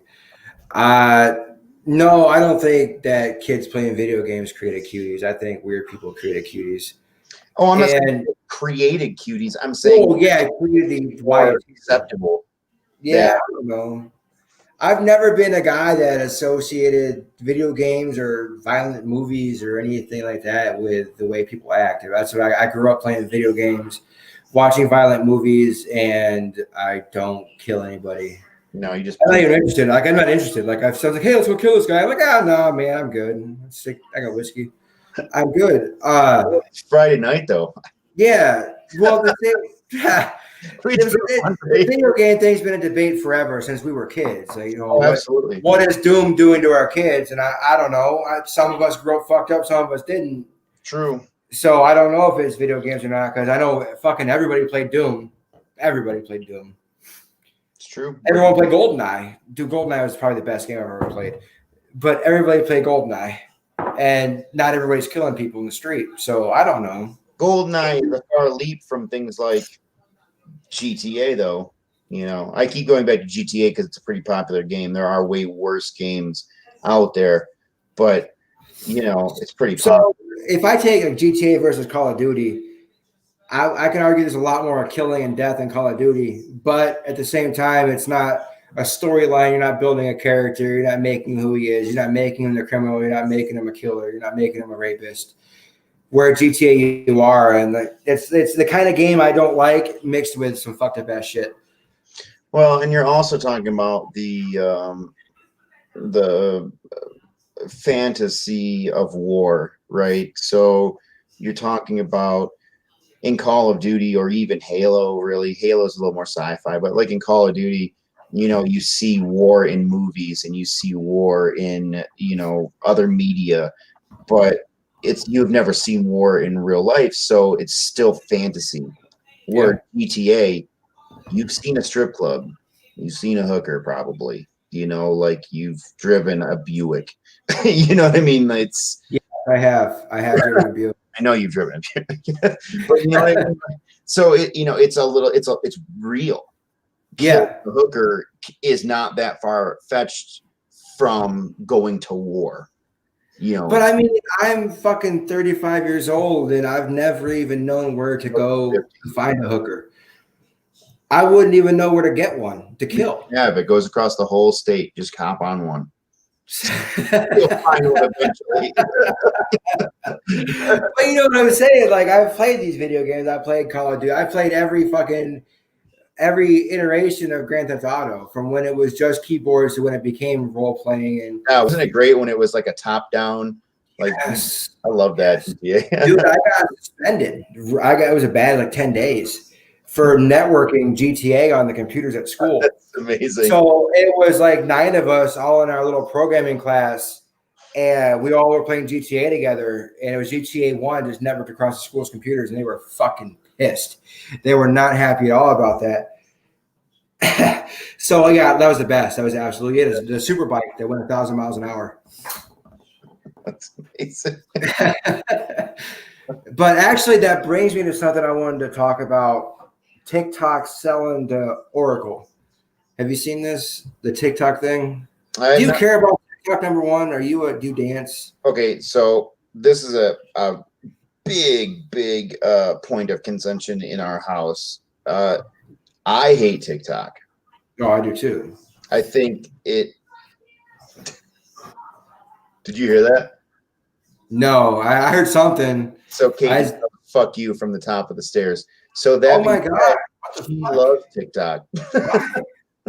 Why? So I'm not arguing whether or not whatever it's good or bad. I don't like it. I personally think it's gonna be the downfall of humanity. She likes it. Okay. So there's an angle to it that people aren't seeing. Well, what bothers me that it doesn't bother anybody else so far, that the big company that's trying to buy TikTok is Oracle. So I'm not familiar with this. Can you fill me in? So the TikTok thing where they're trying to sell part of it in North America. Microsoft was in bidding, and other companies trying to buy TikTok to bring it to America because it's a Chinese company. So they want American operations for TikTok. Okay. And it has to be approved by the government. It's Trump's involved. It's all kind of stupid shit there. But right now, the main person going for it is Oracle. I know what Oracle is. Who is Oracle? Or you're not? Oracle runs Java, and Oracle runs SQL. And SQL is database programming across the internet. So every database on the internet is run by Oracle. Okay. And every app you see, this app you're seeing on the screen, is run by Java. Java is the code that runs it. No, and that's what Oracle owns. So we're talking about buying a Chinese company and bringing it in to have access to literally every database in America. That's kind of scary to me. Now, with only knowing what you've told me, that seems like a horrible thing. So I graduated high school certified in SQL and Java. I took an Oracle class. It was an Oracle certification. So like every database you see, every app you see, every applet you see is all built on Oracle stuff. Okay. And so our whole internet infrastructure is run by Oracle, and we're trying to add TikTok to their mix, which is a Chinese company. And I don't trust China. So. Let's just say if it wasn't, let's just put aside that it's a Chinese company. Okay. The argument there is that You have many millions of people getting access to the network. Well, who are not only sharing GPS location, but also facial recognition, also blueprints of their home, things like that. I mean, incredible invasion of privacy now shoved onto the biggest database programming company on the planet. Yeah, the biggest database company in the planet. Yeah, exactly. Yeah. Though, like Oracle is database programming. So backbones of websites, sales websites, stores, everything is built on SQL So or Java. Hypothetically, if TikTok or any other huge social media platform were to be bought by this company, I mean, they would have control of the internet. They would have control of the internet, or at least in the United States, more internet.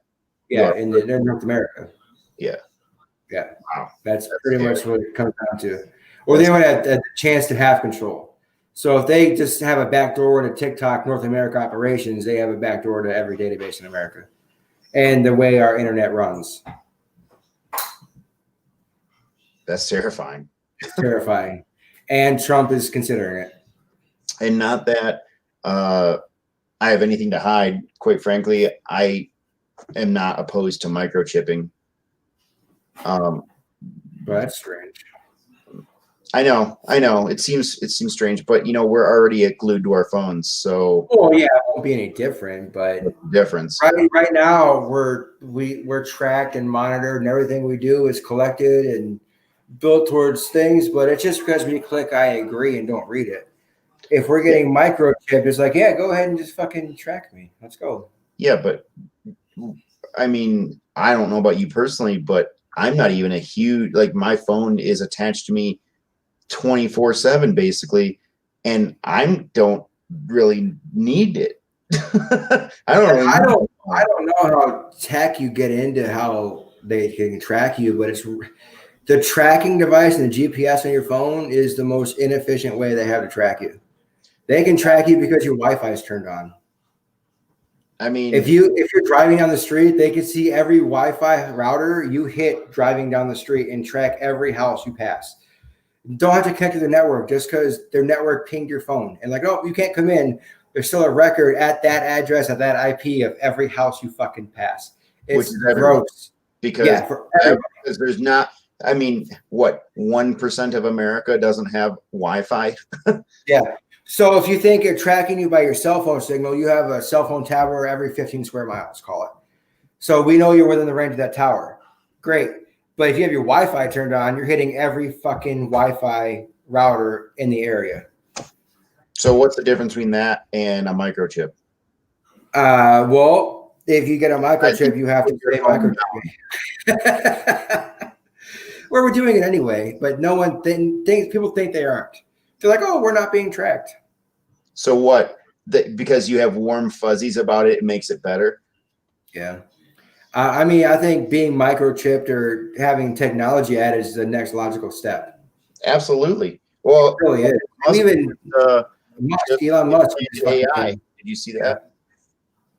Yeah. That's crazy. Neuralink is what it's called. Neuralink. He's like, it's a couple years away. I believe Elon Musk. He shot a rocket and then a Corvette with a fucking mannequin dressed like a spaceman into space. And it's fucking flying towards Mars. It was a Tesla, first off. I fucking love Elon Musk. He's my fucking hero. That guy's a psychopath. Did you see that he forgot his kid's name because it's so weird? Yeah. Did you see the interview? Yep. And he has a company. He runs so many companies doing so many things. He has one called the Boring Company because he doesn't like working there. That sells flamethrowers or gives them away or whatever. Yeah. He doesn't like being there because it's so easy. It's the Boring Company. And he's actively involved in running every single company. That guy is a fucking beast. It's amazing. It's amazing. He's like, I can't open my plant in California. No, I'll just move to Texas. Fuck you. Well, and that's the crazy thing about it is it was an inevitability. There was going to be a guy like Musk eventually. Batman. Right. Generally. He's fucking Batman. Eventually he will be. I mean, the idea that, he's going to Tesla will eventually have military backing, or be part of the military is just an inevitability. It's just eventually it will happen, and he will be making us Iron Man suits. You know what I mean? Yeah. It's just a time. Like, he's been on the Rogan podcast a few times. I love watching it, man. It's like, this guy is insane. I know, I was so stupid.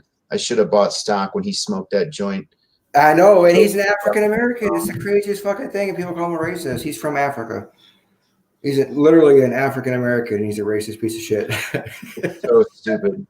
Like, I was gonna buy Tesla stock multiple times, and I was like, no, I don't know what's gonna happen. And now his stock just split again. I mean, this guy, these investors are making money hand over fist on this fucking guy. Yeah. I mean, he has so many fingers and so many different little things. And he's involved and he knows it all. Yeah. And where he started was PayPal. You know about that? He's PayPal.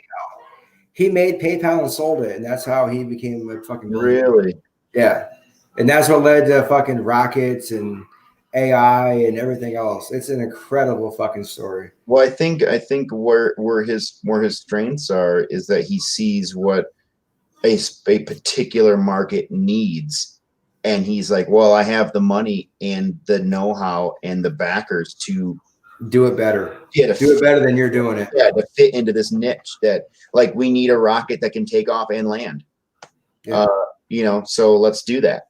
And then he just did. I mean? So it's Dude, it was so fucking cool watching that launch with my kids, because it was like right after the riots. The riots had just kicked on, and being able to watch that fucking SpaceX with my kids is a huge thing, man. It was fucking cool. Well, and that should have been a momentous thing, and it was really just kind of swept aside by overshadowed. Yeah. Oh, Trump's there, so fuck it. It's a piece of shit. It should have been this huge, accomplishment for humanity. Yeah. Instead, it was just a footnote. What a shame. What a fucking shame. Well, that's the way our country is now. So I sent you something. I don't know if you saw it in your email. It was a fucking meme I saw that was so fucking powerful. I had to share it with you, man. Just recently? Yeah, I sent it with the link for this. I can share my screen if you want to look at it. Let me figure out to share my screen again. Oh, I got my phone on me here. Are you talking about the redacted Bill of Rights? Yeah, did you read that shit? So I did, and it's literally what our country looks like right now for me. Oh, okay. I was gonna ask you where this came from, what it is, if it's like whose propaganda this is, you know what I mean? Well, if I read it, it just seems like it's not either side's propaganda. It talks about protest, talks about free speech, talks about your gun rights. And to me, it's just like, well, once you start giving up a right, this is what happens. Once you give up one right, this is it. It gets taken away piece by piece, and that's what that redacted thing looks like to me. Okay, so I see where you're going with this. Now that I see where you're going with this, but I don't agree with you. I think it's just propaganda. Well, what do you think's not where we're at? All of it. Which one? Well, let's just start from the beginning, hey? Start from the beginning. Let's go. Amendment 1, Congress shall make law respecting an establishment of religion, prohibiting the free exercise thereof, abridging freedom of speech, the press, the people, to assemble and to petition. Okay. I don't believe that that's what our country is currently. I believe that we have leadership on both sides, but let's just talk about it. The leader, who definitely is infringing on our right to press. That that's the first thing that he's like, fake news. He has coined that phrase. That has become a phrase because of this president. Fake news. Yeah. Well, that's in our zeitgeist now, is fucking fake news. Yeah, we really question everything we see. Everything needs to be fucking fact checked before we see it, because everything's getting put out fake. I hate the term mainstream media. I feel like I can't even say on the news anymore, because I have to specify that I found it on my own and not mainstream media. I think it's stupid. stupid. Yeah. Regardless. No, So, I don't believe that that's accurate. Sorry. So you don't think the press is being infringed upon, or protests are being infringed upon, or freedom of speech being infringed upon? I believe that there are people who are trying, but I don't believe this podcast shows that we have freedom of speech. There's no one kicking our door in and executing us because we're talking bad about the president. But I mean, we're talking if you were on the side last week about Colin Kaepernick taking his freedom of speech and protesting where he wanted to protest, but he wasn't allowed to, his freedom of speech is infringed upon as far as you're concerned, and how you felt about his protest. I thought he did take a knee. He did voice his, make his voice heard on the platform in which he knew. We responded. And he was persecuted for it. Well, that's what I'm saying. Yeah. But that's also their freedom of speech to do so. Just like I talked about last week, I don't like Nazis, but I'll defend their right to be Nazis in our country. Oh, yeah. I think that you should be able to say whatever the fuck you want to say. You have the right to be offended as far as I'm fucking concerned. Right. Yeah. So I'm not saying that this is how it should be. I just feel like this is kind of how it's going, the direction we're heading. Well, okay. If you're saying that the way that our country is moving forward, that the way we're looking, the outlook of our country looks more like this than the original Bill of Rights. I mean, I'm protests being shut down. I'm reaching to try to agree with you, and I can't, man. I'm sorry. Maybe it's because I don't want to agree with you. Yeah, maybe it could be. I just don't want you to be right. How horrible that is. Let's skip number 2, because there's really no point in going into the Second Amendment argument. That's stupid. Number 1, we both agree the Second Amendment should be there, and there should be rules. So.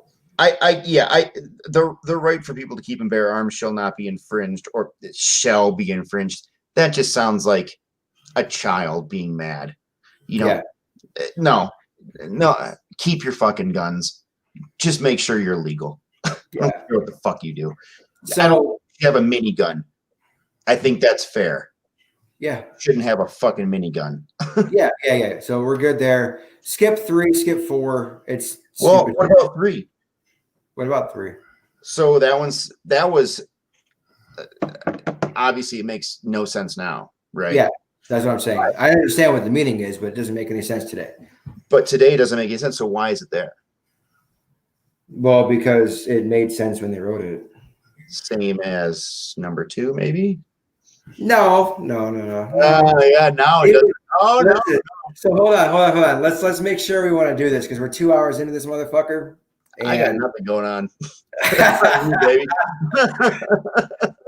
So listen, people make this big argument about the Second Amendment, saying they weren't talking about weapons of war. That you can't consider weapons of war to be considered in covering the Second Amendment, right? The only weapons they had at the time were weapons of war. I'm not saying your opinion. I'm saying that's an argument. That there are some people who argue that it shouldn't cover weapons of war, should only cover privatized hunting weapons, right? Yeah. Okay. Yeah, I agree. I've heard that argument. So before we get into this, I guess let's preface it with our Second Amendment, but there's people that shouldn't fucking have guns under any circumstances whatsoever. And our laws we have don't cover it. And there's nowhere near enough trackability on who the fuck can kill people in our country. But if you're going to argue for the Second Amendment, you have to argue for the way it's written, not for what you think. No, I don't, because nobody does, because it's an interpretation of the way it's written. But you can't just have a law and just interpret it. Well, that's what our fucking Supreme Court's job is. So it's not all our laws are subject to interpretation. That's why there's a right side and left side of the Supreme Court. It has to be interpreted by what they think based on their fucking beliefs, whatever, while they interpret the law. That's why you have dissenting decisions. They interpret the law differently. So it's interpreted. Well, then what the fuck's the point of a law? It's to be interpreted by judges. That's it. What I'm saying is that if my law is going to, 5 or 20 years from now, when the Supreme Court is fully liberal, and they say, well, it's just, my interpretation is that people can only have BB guns, then it's like, all right, well, that's the way we interpret it. Listen, we can jump right the fuck out of the Second Amendment one and go right to the Supreme Court thing then, because that's what's going to fucking happen. Because Trump wants to put people in there getting rid of Roe versus Wade. So that's the next thing happening. They're going to put a judge in there that wants to strike down Roe versus Wade. Yeah. So we can jump right off Second Amendment because let's just agree that there's guns and some people should have them. Okay. Let's save that one for another time. The Second Amendment is a pretty hot button issue, and I love playing devil's advocate with it. You obviously know how I feel, but to me, I think that if a law is written, that's the law. You write it to not be interpreted. Stop it. Honestly, if you want to go to the really fucking fundamental part of it, it was written in a way to not be interpreted. Shall not be infringed upon. It shall not be. Nothing should happen to your rights. But like we said last time, just because it's your right doesn't mean you should fucking do it. And it should be controlled. Felons should have guns, just like felons can't vote. Go ahead. Sorry. Well, no, I'm not interrupting you, but there's people that shouldn't have guns, and we should be able to control that. I love guns. I have guns. I don't have many. I want more. I'd like to have more. But I've done nothing to say I shouldn't have one. I've led a good life. I don't have any kind of a record. I don't have any reason to fail a background check. I can pass government clearance tests. I'm clean completely. Driver's test is clean. Everything's clean. Except we'll talk about that later off the camera. I do gay kids. Yes. I do punch gay kids. But so there's no reason why I shouldn't, but there's definitely people that shouldn't have guns at all, period. I agree. All right. If we can just settle on that and talk about the nuance of that later. There's something very current, and it's a whole show right there. Huh? That could be a whole show right there. But today we have this. We have Ruth Bader Ginsburg dead, and we have Trump gets to put in Roe versus Wade. Gets to put that on the table again for the election. It's going to be an election issue. Yeah. It shouldn't be. No. It shouldn't be. Personally, I don't like abortion. I fucking hate it. Morally, I can't get behind it. I will never do it. But I've never been in a position where I had to make that choice. And I could never fault anybody for making that choice. As right and as the law is written, it's completely legal. It's your right. Do what you do with your body. I would never say you shouldn't have one. You can't have one. It should be against the law. That's putting your religion into your government, and religion and morals shouldn't be there. It should just be straight. This is what it is, law. And let me float a really horrible situation. Let's do this. I love these. These are fun. Brendan turns 18. He rapes your wife. She's now pregnant. What do you do? I don't know. It's horrible. It's horrible. And I would never wish this, knock on wood.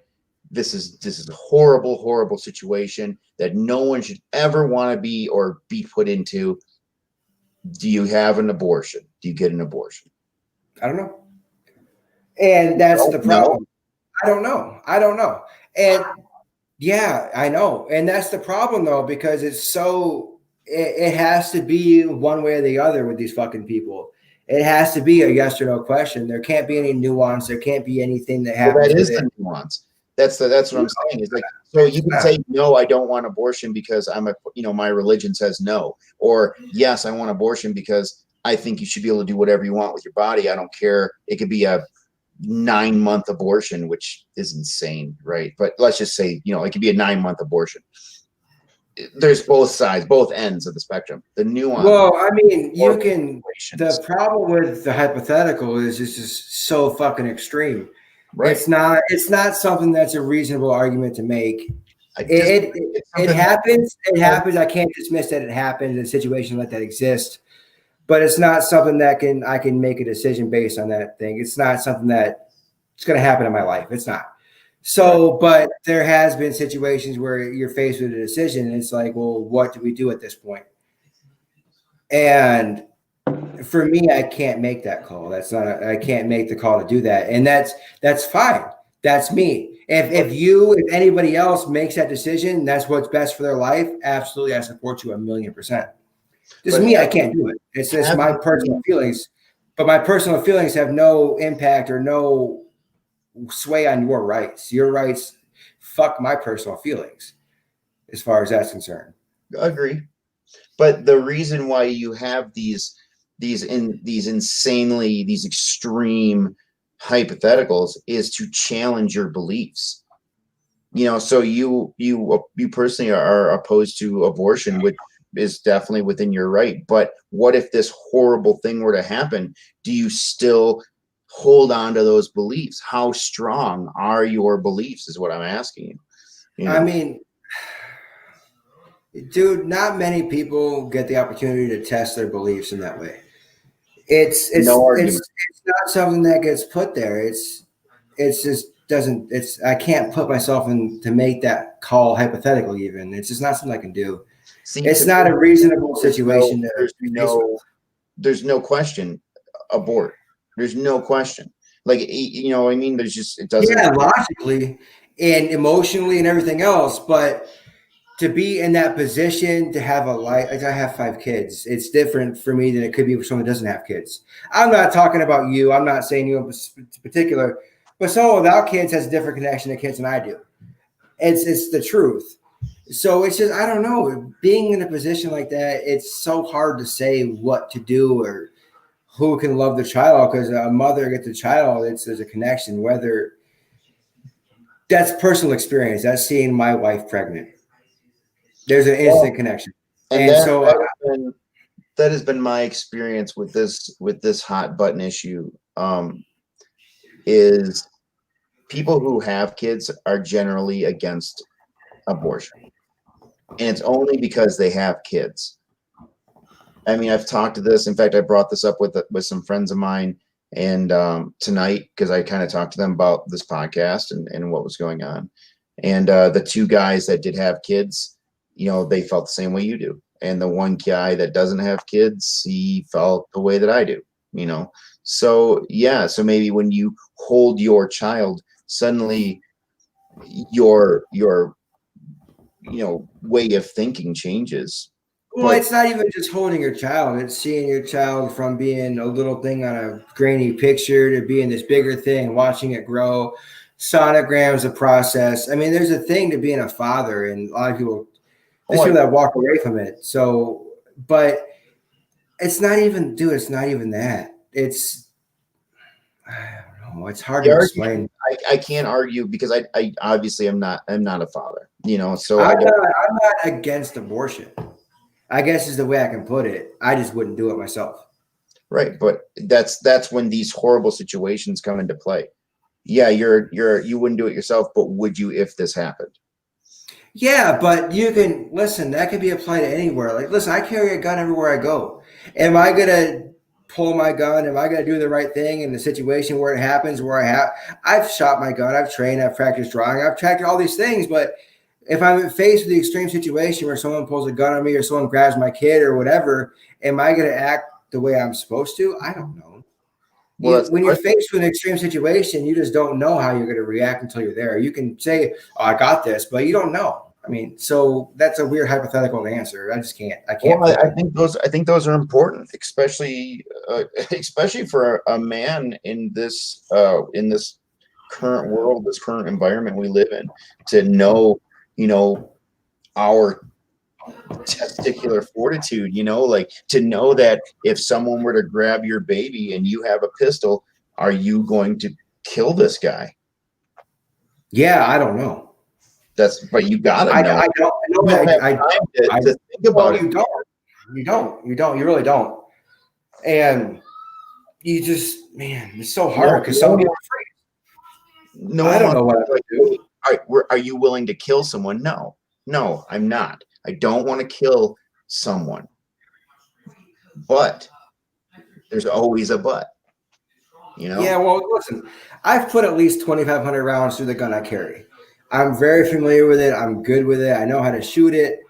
Do I know how I'm going to react with a gun in my face? Do I know how I'm going to react in a situation like that? Am I going to freeze? I don't know.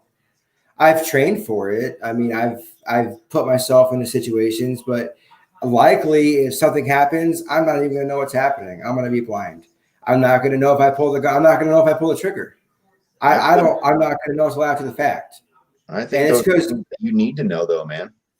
Well, I mean, I've done night shooting. To know, not just you. I'm not trying to pick on you. Oh, yeah. No, yeah, I'm not picked on. People, I say men, but people in especially with all the fucking crazy shit going on nowadays, you just never know. Yeah. You need to know where you stand. So, I mean, listen, the reason I carry a gun and the reason I got into guns, I've always been supportive of guns, but I had a shotgun until a couple of years ago. That's all I had. It was a shotgun. And it was just strictly if someone walked in, I can cock that son of a bitch and they'd walk the fuck out. I wouldn't have to load it or shoot anybody. Just the sound of you racking a shotgun is enough to fucking make your dick grow inside and you're fucking gone. You're not wrong. Yeah, so that was my idea of self-defense. Until a couple of years ago, that was my idea of this is how I protect my family. I'm going to fucking go and they're going to leave because they're going to hear it. And then I was laid up with a fucking blown out knee and a broken ankle at the same time. And so I couldn't walk. I had a blown out knee on my left side and a broken ankle on my right. And I'm laying there like if someone breaks into my house right now, everybody's fucking dead. I'm not doing it. They're not breaking into the house with people home to rob it. If you're coming into my house and people are there, you're not coming in to rob me.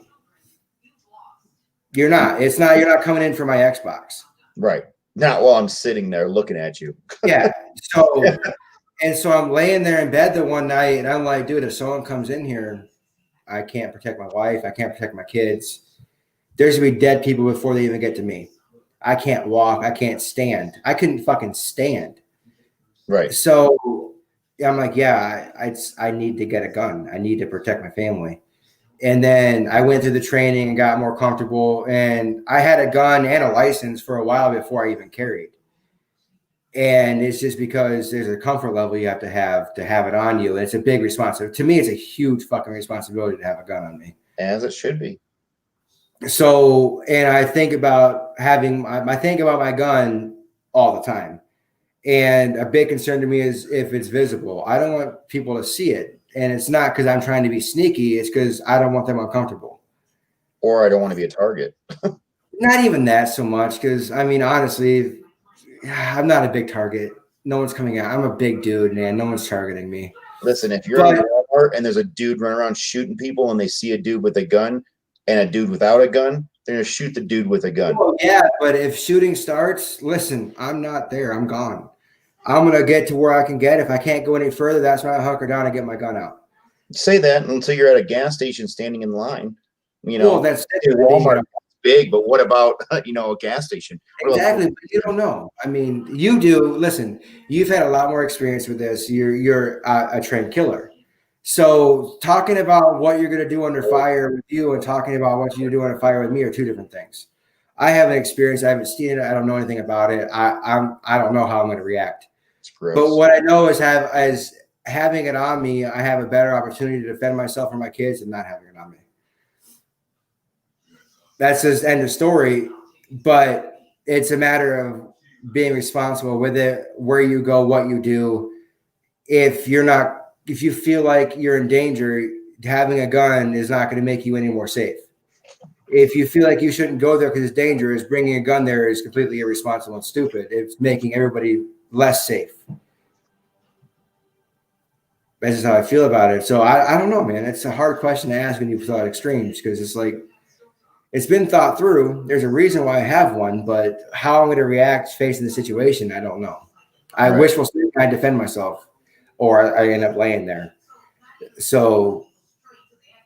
Well, I mean, and I think that's, one of the reasons why I bring it up is because I feel like everybody should have the what ifs at least thought about. Oh, it's been thought about. You know what I mean? Like it's horrible. No one ever wants to think of something horrible happening to a loved one or to yourself. Obviously, I think most of us would agree that we'd rather something bad happen to us than our loved ones. Yeah. Oh, absolutely. But so I have another buddy who I would love to, get on here one day. Yeah. But he had broken his leg really bad, just below the knee, really bad fracture, couldn't walk, still having a hard time with it. And he was laid up for months during this whole quarantine thing. So it kind of worked out. He didn't have to go to work. Yeah. He's a professor at a college. And he bought a gun. He was like, listen, if someone were to break into this house and it's just me and my wife, all I can do is just sit here. Can't sit here and yell. I can't do anything. And as a man, that's really fucking hard to accept. Right. It was really hard to accept. Yeah. He had a really hard time with it. And I asked him about it because he's never against having a firearm. He's African American. And I said, man, as a black man in this country, owning a gun, especially right now, it's scary fucking times, man. It's dangerous and necessary at the same time. It's both. It's absolutely both. And, he said, listen, it's not worth it to me to even risk me or my wife's safety. It's not worth it. I don't care what it takes. He's like, he doesn't carry. He leaves it at home. It's not one of those things. But when he's home, it's near him. Yeah, I got in an argument with a guy at work, and like these people don't understand. Like I'm a guy that I'm gonna say what the fuck I want to say, and it's a weird, different company where they're not used to that. So I'm talking to this guy about guns. It's out of nowhere because he lives in fucking Chicago, so that's his gun stance. So I'm talking to him about guns, and I was like, "Hey, people don't know what's going on." No gun or pro gun? Oh, he's definitely no gun. He's a fucking keep your guns out of my fucking city person. Oh. He thinks guns are bad. So, and he got mad at me. Listen to this. Violent city in the world or whatever, and they don't have guns. So I was at Academy Sports. Oh, not Academy, fucking, what is it here? Dunham's. And I was there looking for weights. They didn't have any because it's Corona. So I'm like, fuck it, let's see what kind of ammo they have. I can get some ammo. Let's get some ammo. And there was a black dude there, had no idea what he was doing. It was obvious. Like he had a gun. He was looking for ammo. And he's looking, and he grabs a box of fucking white box range ammo. And I was like, hey, man, like, I'm not trying to get into your shit, but like, what are you trying to do? Like, are you going to the range or are you trying to protect yourself? He goes, it's for protection for my family. I'm like, don't buy that. Don't buy that. That's not what that is. That's ammo to shoot at the range. That's the cheapest shit. Like listen, you're not guaranteed that's penetrating anything. It might not go through a jacket. It might not even come out your barrel. Yeah. Like depending on what kind of gun you have, like a 1911, it might not come out because they jam like crazy. I love them. I mean, it couldn't be made by the lowest bidder. You know what I mean? It's like he's slapping together some brass.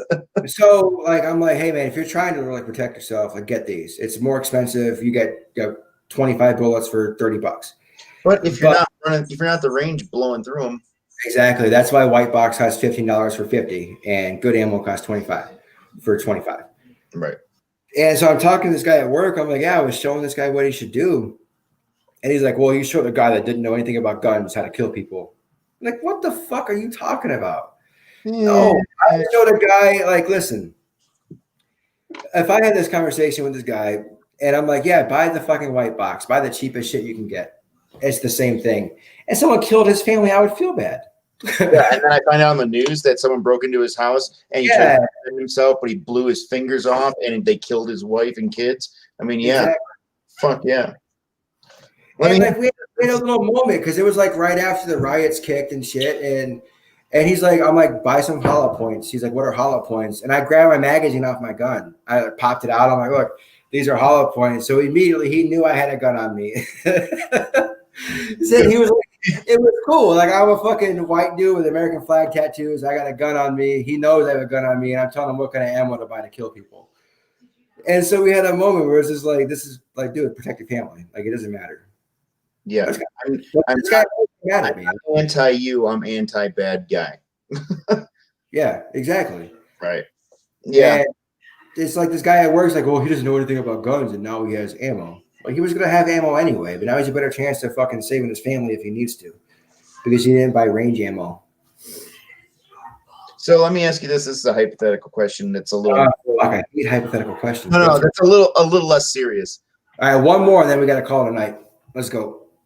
Oh well, then this isn't the one I want. But yeah. Oh shit. No, this is just kind of a fun one. This was an old conversation that we used to have, and I think a comedian covered this too. But it was like, they should make guns relatively cheap, but bullets super expensive, so that if you really wanted to kill somebody, you had to really, really want to kill somebody. Like it was Chris Rock. It was like $50,000 a bullet. Yeah, something like that. Exactly. It's like, yeah, I'm gonna kill him, but I might have to take a loan out to go get a bullet. And that stuck with me for years, and I was like, that wouldn't be bad. That's a good idea in theory, but a terrible idea in application, because then you have a bunch of people with guns who spent $10,000 to fill their magazine and have never shot a bullet in their lives. That's true. Someone breaks into his house, he's shooting himself in the kneecap, falling on the ground and saying, please don't stab me. Stab me. Your stabbings would go through the roof. And if you're going to stab me, please kill me so I can't see you walk out the door with $50,000 in bullets. With all 3 of my $50,000 bullets. Exactly. That's so funny. But no, I think being able to have ammo you can run through and shoot 2,000 rounds is important too if you're going to have a gun. Oh, I agree. I think it's be constant.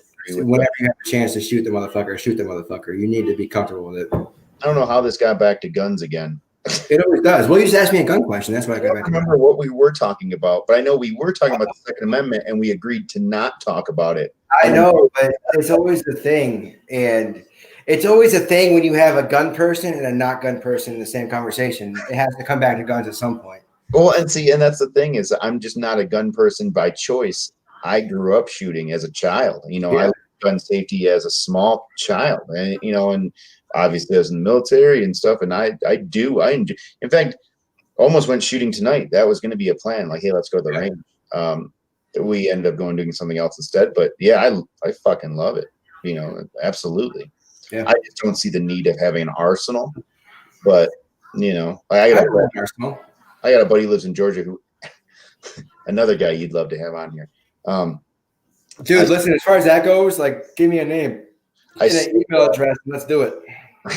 Let's fucking do it. I was driving through Georgia on my way to Florida, and he lives in Georgia, and he's like, "Hey man, come stay with me. It's good country boy. My house is open whenever you want, whenever you need anything." And he was showing me this modified AR that he had, and this thing is crazy. Night vision, silencer, hair trick. It was just a crazy thing. And he's like, "Yeah, man, I got a ton of guns." And I was like, "Cool, man." And show them to me. I love seeing this stuff. And he fucking opens this closet door. I'm talking about like a regular closet, not like a deep closet. And there's just a pile of guns. I've never in my life seen a pile of guns. Usually they're all like lined up against the wall or they're in a safe or something. It's literally like he threw the gun on the pile, grabbed another gun out of the pile. And I was like, Jesus. It doesn't make sense to me. Like, I'm a gun guy that makes sense. Like, the guns I have are practical. Well, except for one. I have one that's not practical at all. Yeah. What's that? But I mean, I got a shotgun. I got a 12 gauge, and I've had it since I was a kid. So I'm not going to lose that. It's not. You can't do anything with it unless they're 5 feet from you. It doesn't do it. It's not worth the having. Got to get closer. I can't unless you get closer. Listen, I would put a lot of little fucking scratches on you if you're fucking 80 feet away from me. That's it. So I have that, and then I have 2 handguns. I got a 9mm. I got a 1911 45. And then Katie's got one. That's all the guns I have in my house. Like, I'm not a fucking crazy person. I don't have an AR because I don't want to shoot my neighbor. If someone breaks into my house, I mean, your 45 could still shoot your neighbor. Well, I don't keep it loaded. Well, I'm just saying, and you shoot it through a window, you're definitely killing your fucking neighbor. Yeah, but my 9mm is always loaded. That's always ready to go. Like a 9mm. I think a 9mm. I think I could, if someone's in my house, I can take care of it. And the likelihood of killing my neighbor going through 2 walls or going through here, it's not so much. In fact, that's what I was going to buy for Kate. She likes to go out and, she likes to go hiking and stuff. And just for self-defense, like a little ultralight Glock, 9mm. I hate Glocks. Fucking hate them. But they're small, and you could keep them in a fanny pack if you needed to. Yeah. Let's see this. So this is what Katie has. I'll send you a text. So it's a.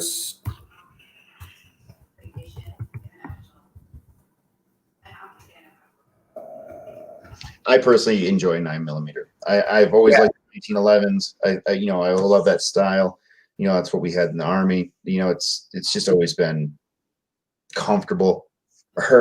Kate's father carries a 1911. It's just an American gun. It's just an American handgun. Yeah. Well, here, I'll send you what Katie has on this text. It's got a laser attached to it. She loves the shit out of it. It's really small. It's cool. It really is. Just in case she's, a spy? I don't know. I don't know. But it's a cool little gun. It's harder to shoot than my gun because it's so small. I find that more often than not when I shoot smaller pistols that it's a little more difficult to control. Yeah. Like my carry is a Smith & Wesson 2.0 M&P 2.0 9mm. And it's got a 4-inch barrel, so it's a little more compact, so it isn't like sticking in my butt cheek. It's not like this fucking long. You know what I mean? Is that where you carry behind you? It's 4 o'clock. Oh, okay. No kidding. Yeah. But it's smaller, but it's not like hers. And the shield is a little tiny little gun. So I got a lot more gun to kind of absorb even the 9mm. Right. But my 45 is smooth as fuck. It's awesome. Yeah. I have a Kimber 1911. It's a custom two-tone. I forgot you were rich at one time. It is awesome. I forgot you were ultra wealthy. You can afford Kimbers. It was only $900. It wasn't that bad. Only $900. You didn't get the diamond one, is what you're saying? No, yeah, I didn't get the diamond one. My next one is a Springfield. It's $1,200. Is that one? I've been looking at Kimbers for a long time because they're just beautiful. They're just beautiful. That's why I bought it. I was like, oh my god, this thing is sexy. I can't drop a G. You know what I mean? I just can't do it. It's like that. Yeah. Well, listen, I don't do anything cheap, and it's not because I have the money to spend. It's because I believe in quality. I'm not going to buy a High Point for $200 when I can buy a Kimber for $1,000 and actually have a good gun. No, I agree with you too, and I think that kind of comes with age as well. I think that as you get older, you start to realize how many times you've replaced something, and you're like, I'm just tired of replacing this thing. I'm going to buy a good one. Yeah, well, I mean, a lot of people when they buy a gun to carry, they spend $300 or $400. It's cheap, it's small, it does the job. You can put it in your pocket. Mine was $700. My carry, and I've run over 2,000 rounds through it and hasn't jammed a single time. Yeah. It's like you get what you pay for, especially with guns. Oh, is this it's not a link. Okay. No, it's just what it is. I can Google it. No, I got it right here. You can do it while we're talking. Yeah, and that's kind of where my head was at as far as like right around $700, and that's for and that would be the only like the only pistol that I would own. Yeah. Oh, and that's a nice little okay. And that's what Katie's running right now. Yeah, that's what it's in her purse. Yeah. I wish they had one where someone was holding it so I could see it. It's very small. I like that little front end with the laser. Okay, I see why she likes that. It looks like a Halo gun.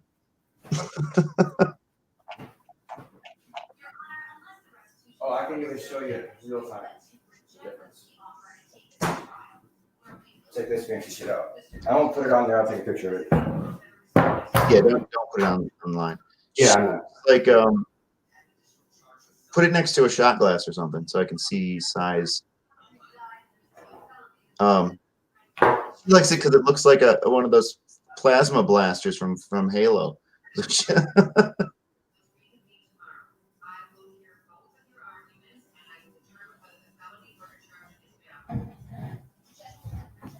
All right, I'm gonna send you this.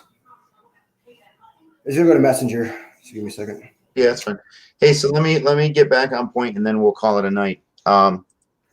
This is what I thought was an interesting question. I honestly didn't think that you would feel the way you feel about RBG. Rest in peace.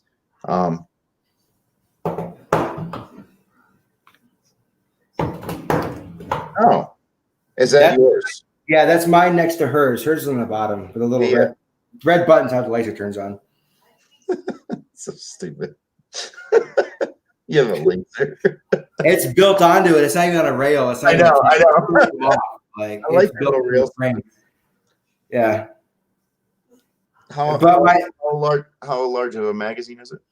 Yeah, hers is 8 rounds. Mine's 16. 8's more than enough. Yeah, my fucking 1911's only it's 7 in the magazine and 1 in the barrel, or 1 chambered. But I'll show you. I'll send you that one too. But so, what were you saying? Go ahead. Yeah. So the last topic of the night. What do you think? Ultra conservatives, not all conservatives, but what do you think ultra conservatives, what do you think the stance is going to be on RBG passing? So, is that a serious question? Huh? Is that like a serious question you want a serious answer to? Or I think they're going to be complete fucking disgusting hypocrites. They're going to push somebody through that shouldn't be there just because they can. I don't mean as far as her replacement goes. I just mean as her life and her history. Like, so, Trump historically said that he hated, he didn't like John McCain because he likes his heroes not captured, which is the most disgusting thing I could possibly think of. And then when he passed, he said, "Oh, well, we didn't really see eye to eye, but I guess he was a good guy." Right. So what do you think, people on that side of the fence are going to say about RBG? They're fucking excited right now. And it's disgusting. I've already seen it. I mean, it's on Facebook all over the place. It's like, oh, rest in peace. Time to move on to something else. Like, listen, this is the second woman ever put on the Supreme Court. It's mad fucking respect. She's an American icon. Regardless of whether or not you are Democrat, Republican, whatever, you got to respect that. This is the second woman in history to be on the Supreme Court. And she served with distinction. There's nothing, no one ever has anything to say about Ruth Bader Ginsburg. Yeah, she leans more left, but that she was put there by a left president. Like, that's the point of it. So she don't agree with your book. She doesn't follow your book. She follows the other book. It's still a position you got to respect. And the fact that she's gone, she should be honored. It shouldn't be a disgraceful thing at all. Yeah, I agree. Yeah. And you said something. It's like you didn't think I would feel that way about that. No, I don't mean it in a negative way. I didn't think that you honestly would care at all. Like it's a Supreme Court justice. In the grand scheme of things, it does matter, of course, but it's not like, the president. You know what I mean? It's not. Well, listen, dude, the thing about me is I love the shit out of this country and everything about it. And we have our bad things. We have our issues. We have our problems. We have shit to work through. We're fucking children. But the history and the shit that's happened in our country is important to me. And someone like Ruth Bader Ginsburg, who's fucking pioneered and been there for women's rights and what hasn't been in the past, this is something that needs to be respected. And just because you don't agree with her fucking politics, she's an American icon, that regardless. And I don't agree with her decisions. There's a lot of decisions of hers I don't agree with at all because this is not the way I lean. But it's still, she's a fucking American icon that should be respected. And that's something we've lost in our country, honestly. I couldn't agree more. I was just gonna say I wish that more moderate conservatives like yourself would feel that way. Would be like, hey, just because I don't agree with her doesn't mean I don't respect who she is.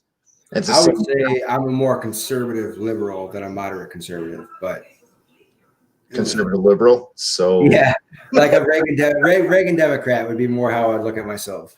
Well, so I mean, so same my same stances with like John McCain. So I don't agree with most of the things that he stood for. But that motherfucker was a hero. Well, I mean, I think most people are where me and you are at, where we're not a Democrat, we're not a Republican. We have bleeding heart issues. We have shit that we're like, of course, this should be normal. Gay rights should be normal. People shouldn't be getting killed by police in the street. There's all these things that just shouldn't be happening. And it's not a matter of right, left, whether you're Republican, Democrat. It's just normal. Honestly, I think there's more people like me and you in the country than there's people like that are far right or far left. And we're just the voices that aren't being heard or catered to. We're not the people they're going for. They're not trying to find us. They're trying to find the people that want to burn it down on both sides. And that's who they want to inspire. I think you're right. You're right. I mean, it's fucking gross. It's a shame. It's a real shame that, we just, people that have these feelings, and, we both agree that we do disagree on certain things, but the fact that you can have these conversations are important. Yeah. We're going to disagree, obviously. It's a life experience that makes it disagree. It's not who we are. Right. I grew up in oil, so I have a tendency to go right because oil made money for me. That's just a life experience thing. It's not because I believe in their ideology. It's like, well, they're in office, I get paid. When Obama gets reelected, I get laid off. It literally happened. It's a life experience thing. Right. It affects you personally, so therefore you have a opinion on it. Yeah. Right. So I mean, it's a real shame that we, as a country, can't be conservative but still respect Ruth Bader Ginsburg. You know what I mean? It feels like that's how we are right now. It feels like I'm liberal, so I have to hate Mike Pence. Well, no, you don't have to go Mike Pence because the situation similar happened when Trump's brother died, and people are like, "Oh, the wrong Trump is dead." Like, I'm sorry, but it's horrible. It's the same thing. People cheering for Ruth Bader Ginsburg to be dead. You're a piece of shit. Yeah, if that's what you think. You're a piece of shit, and I'm sorry. Someone died, and whether you don't like his politics, the guy's hurting because his brother's dead. And all he gets to read is the wrong Trump died. Like, I'm sorry, but you could take away from him being the president, him being a fucking person for 1 second and be like, man, dude's brother's dead. Like, let's not be shitty for 9 seconds. You can't, though. Not anymore. No, you can't. Because you're judged on how fast you react. You're judged on whether or not you're like, oh, Black Lives Matter now versus 4 seconds ago. You're like the third person that said it, so now you're a piece of shit. Right. And we're living in a world where the fucking worst thing you can possibly be accused of can't be proven or disproven. If someone calls you a racist, they can't prove it. I also can't disprove it. So I'm a racist. I agree. And on a satirical sidebar, one of my favorite things in the world used to be calling people racist for stupid shit. Oh yeah, like you're a racist. Like for stupid shit. Like it's getting dark out tonight. Racist. Like it's not, obviously your statement had nothing to do with race, but I just think it's funny because I think calling you a racist. Here's the reality of it, man. I grew up doing construction. I grew up working alongside. It doesn't matter what color you are; it's how hard you work. And part of what got us through our job is making racist jokes about each other. Well, that's the kid in a nutshell. Racist jokes about me being white. Racist jokes about this guy being Mexican. Racist jokes about this guy being black. Everyone laughed. Everyone had a good time. It was fucking great. It got you through your day. No one thought differently of you because we were all pieces of shit. Exactly. Right. Like there was this dude that he got his identity stolen by a Mexican guy. So he was white Jason, and the guy who bought a house was fucking Mexican Jason. And everybody thought Mexican Jason was better. So for almost a year, everyone talked to this guy about how much better Mexican Jason was than white Jason. And nobody cared. It was a running joke, and it was racist as fuck. Right. And it's normal. Like that's how it is in real life. Like people don't care so much about this. Well, I'm the first person that believes that PC culture is destroying comedy. It's terrible. Like I couldn't. I mean, it's destroyed everything. It's destroyed social media. I mean, there's a time and a place. So if we'll go back to Trump and his brother dying. Maybe don't make dead brother jokes because in front of Don, because Don's a little upset right now because his brother just fucking died. So maybe shut the fuck up. Yeah, maybe just be a dick for a minute. Like you hate him. A year from now, go ahead and make a dead brother joke. It's because it's just a joke. Exactly. It's exactly, and it's just the way we are now. It's terrible. It's really bad, and it's made worse by Facebook and Twitter and the shit where it's just the best one line you can make, and there's no conversation. It's not worth having. It's like it's not satisfying. It's lukewarm. You have a lukewarm conversation that doesn't satisfy you, and there's no results that comes out of it. It's just you're a dick, done. Conversation's over.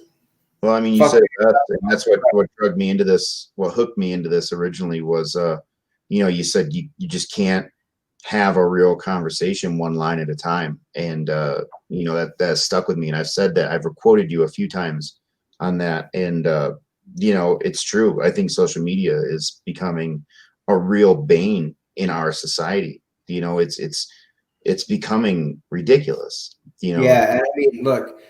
Like I consider us to be pretty good friends, but we don't know a whole lot about each other outside of what we did 15 years ago when we hung out all the time. But the fact that we could jump on a podcast last week, not really having talked in 10 years, and get along and still disagree about shit, it's like, well, what the fuck is wrong with everybody else? It's true. I could do it with Justin. Me and Justin couldn't be further from reality than each other. I'm straight as fuck. I'm American as fuck. Here we go. We're the most different people that could be different. Here we are punching babies again. Listen, but though we fine. We can literally go 10 years not talking and then be in front of each other and pick up like fucking life never changed. Yeah. And it's just like that's my point of doing this. It's just like I can't do this stupid shit anymore where it's like whatever I can make in a few seconds to make my point. And then you're going to call me a racist. I'm going to say I'm not a racist. And then the conversation ends. Right. Awesome. I'm glad we got through that. Yeah, exactly. Yeah. No, I mean, I think, and that's obviously it speaks a lot to certain people. Obviously we had a much larger group of friends growing up, of which what I talked to like you and Justin, I mean, that's pretty much it. That's pretty much it. That's pretty much it.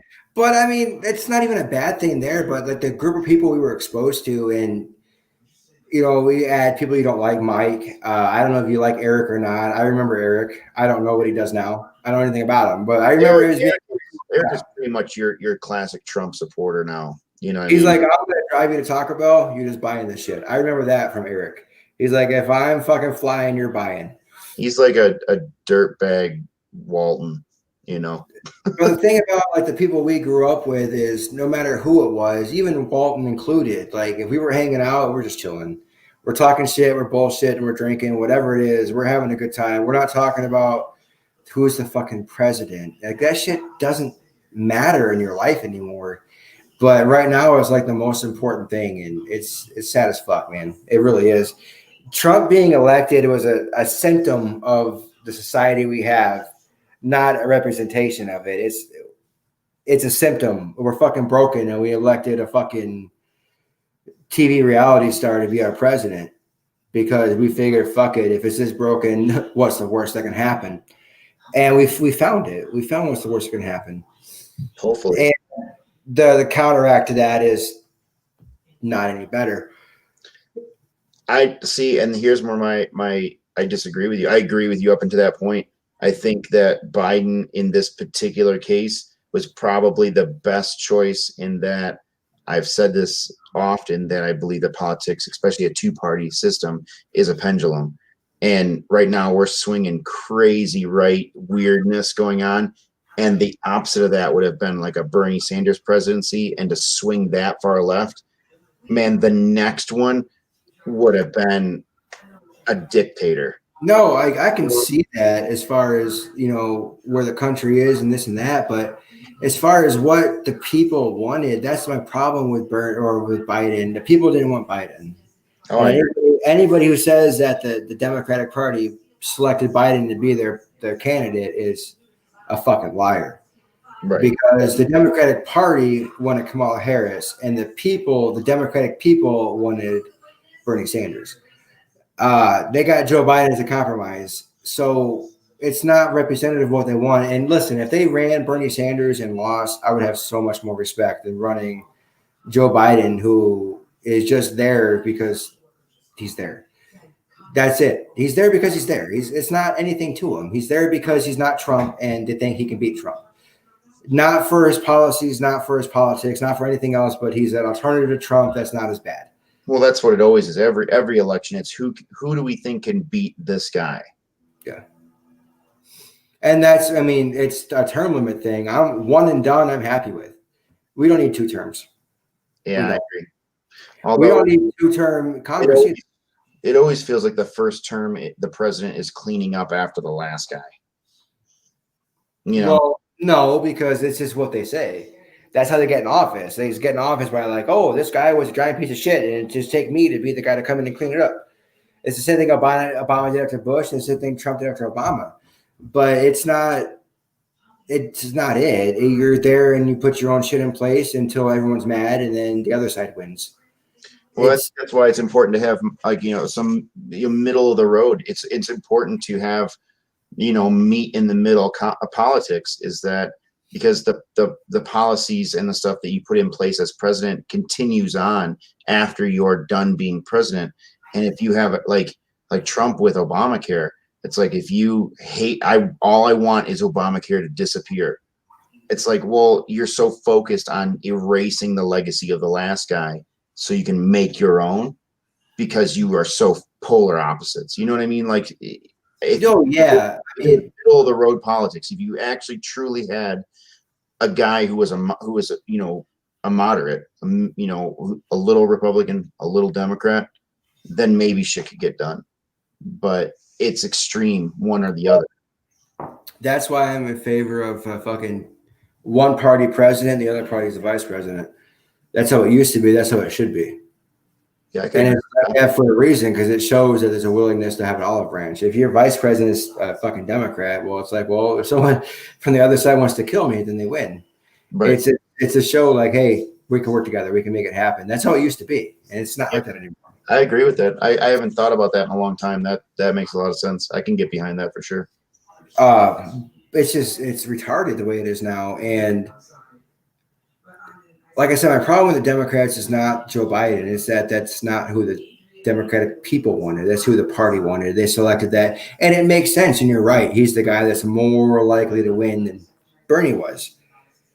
But I think if Bernie could have ran his course and had a chance to go up against Trump and lost, I think it would have been a lot more revolutionary to their cause than Joe Biden. I think if Bernie would have gone up and lost because he didn't have the support of the Democratic Party, then I think it would have opened the doors to have other actual parties in our system. So I think it would have been unavoidable. I think it would have had to happen. So kind of like because Hillary ran and won the nomination, it might have allowed Kamala Harris to be vice president. Like, even if she lost, it opened the door for people being okay with a female in power.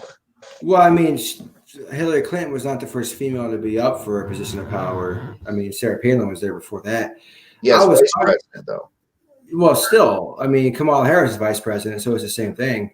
And so Hillary Clinton, also we agree if that Palin was a female or a human. Listen, she might have had a dick. She might have. It's very possible. I don't. I've never seen it, so I can't say either way, but I wouldn't be shocked, and I don't think I would avoid looking at it. She's up there wrestling bears in Alaska. I don't know what the fuck this woman's doing. If she had a dick, I might have peeked at it. I don't know.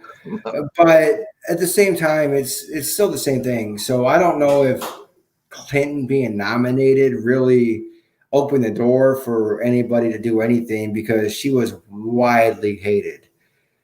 Like she was, to me, it's a thing where I don't know if she was widely hated, but I don't think that she was what the Democratic Party envisioned when they were like the first woman president. No, well, I think the Democratic Party is stuck in something where they're all for being progressive, but they're not ready to pull the trigger. The way I look at it would be Obamacare, for example, where, listen, the only way to make it work is to either be socialized medicine or capitalist. It's one way or the other. But what we got with Obamacare was a bastardization version of both together, which doesn't work because they're competing against each other in the same system. So I think the Democrats mean well, but they're not willing to do what it takes to make it all that way. And that's why we got Hillary Clinton instead of Bernie Sanders. And that's why we got Joe Biden instead of Bernie Sanders, because they're not willing to pull the trigger to what their base actually wants. You are feeling the burn. Look at you. You just love it. I'm not feeling the burn. I think Bernie Sanders is down the communist. I get it. I think Bernie Sanders is batshit fucking crazy. But aside from that, he should be the nominee. He should be. Imagine a three-way argument between Trump, Joe, and Bernie. Oh my God, there'd be fucking fingers flailing everywhere. No one would know where they were at, and Trump would eat a fucking lips and noses and fingers. It would be fucking terrible, and it would just be like, it's tremendous, and Bernie would be like, brr, and Joe Biden would take a nap. Joe Biden would be sleeping. Well, yeah, that's what would happen. But the point being, like, Bernie should be there. It's whether or not you think he's going to win, but he's the person they wanted, and they didn't get it.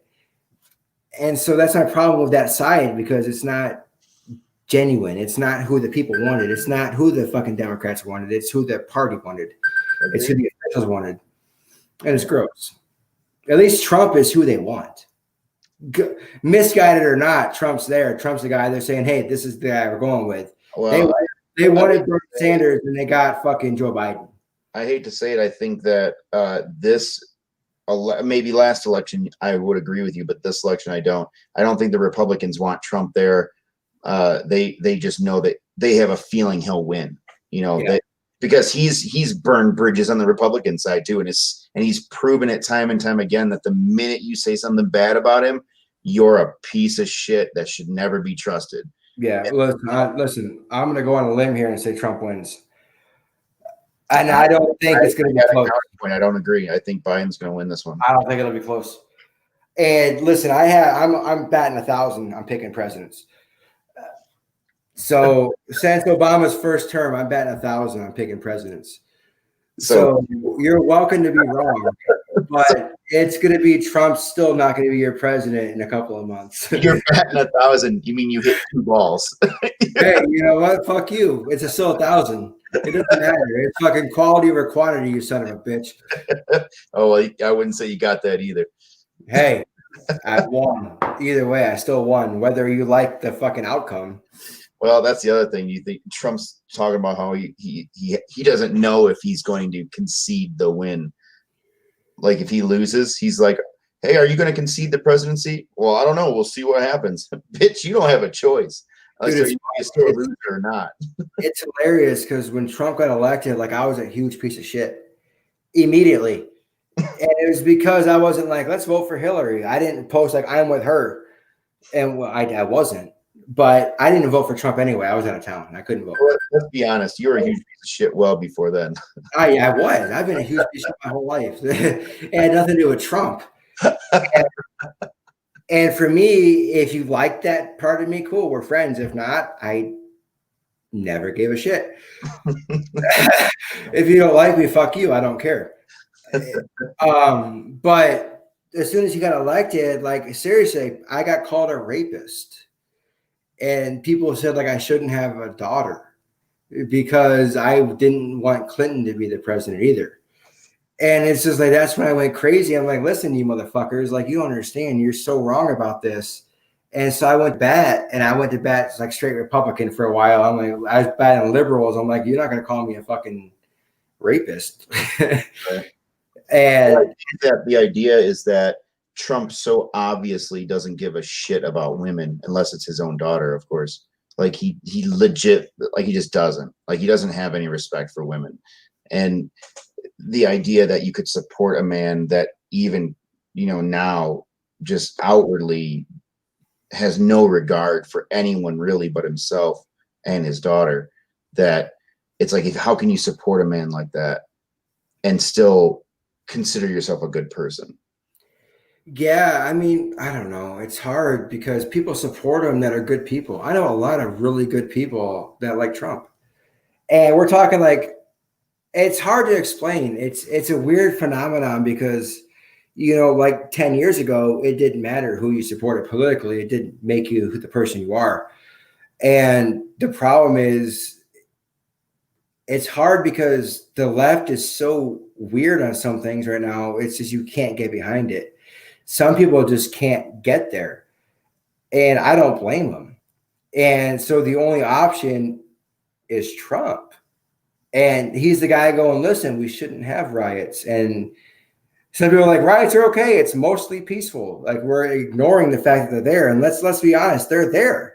And only one person is saying they're there. So it's like, who are these people supposed to vote for that are on that side? Like we shouldn't have riots. Why can't we do something about this?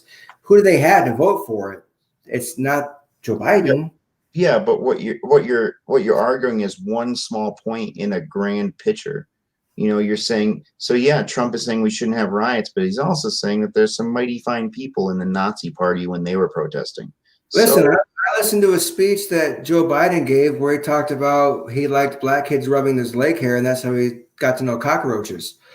So yeah, you haven't seen that because that exists. But it's like, is it the person? This is the person that likes kids rubbing his legs, and he calls them cockroach. He said poor kids are just as smart as white kids. This came out of the dude's mouth, and see, you're pulling a Republican on me right now. You're pulling a Trump instead of addressing what I brought up. You told me how bad you think. Hold on, what'd you bring up? Let's address it. I don't want to do that to you. What'd you bring up? Let's hit it right now. Say it again. You said that Trump said that there shouldn't be riots, right? Yeah, I agree, but I also said that Trump has also said some really fucking horrible things. So we're addressing the things that Trump has said, and in return, you told me the things that Biden has said as a counterpoint. I'm not arguing for Biden. I'm arguing. Okay. I see where we're at. So, I'm not saying that Biden's God's gift. I'm saying Trump's a piece of shit. Okay.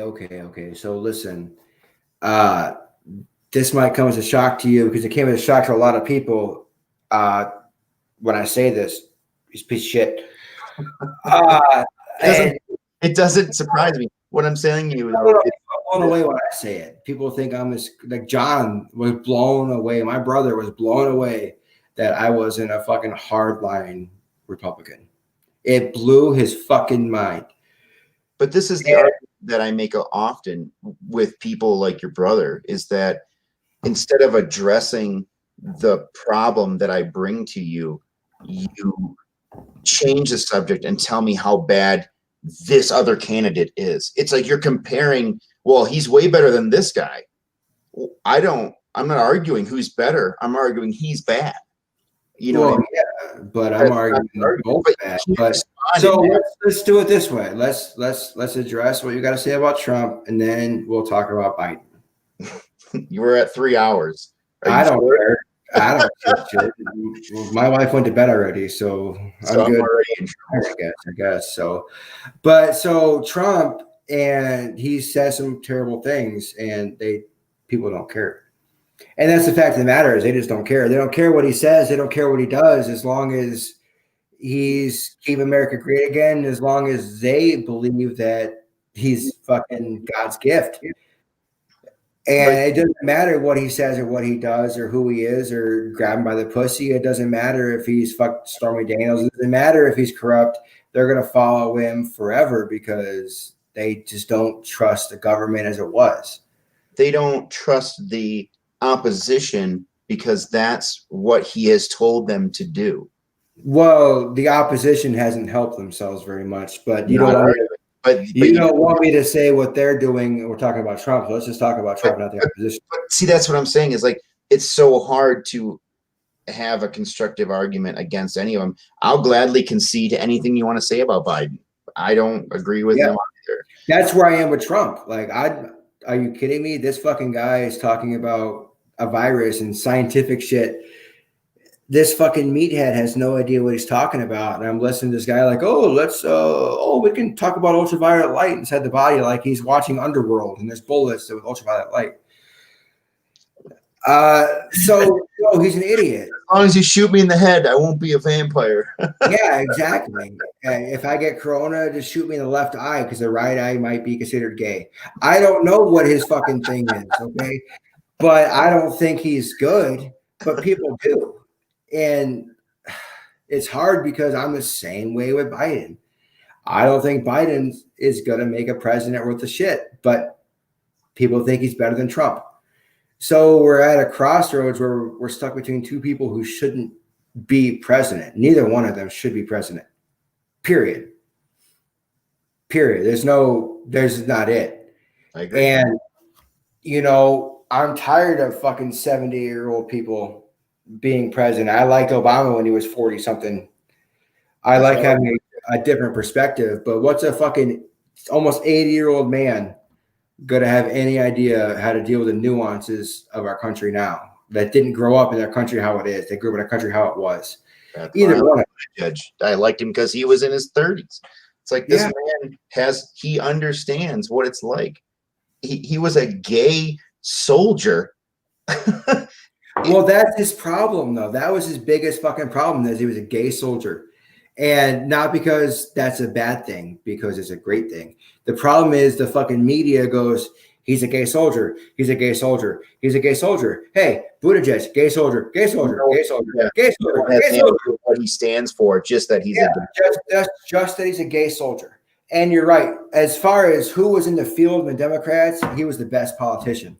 100%. I think he was the best choice for our current country. Yeah, but I mean, honestly, I don't think our country is ready to accept a gay guy as president. And this is not me talking. Gay guy for sure. This is not me talking as a person who doesn't like gay people. I think my stance on gay people is obvious at this point to anybody who knows me.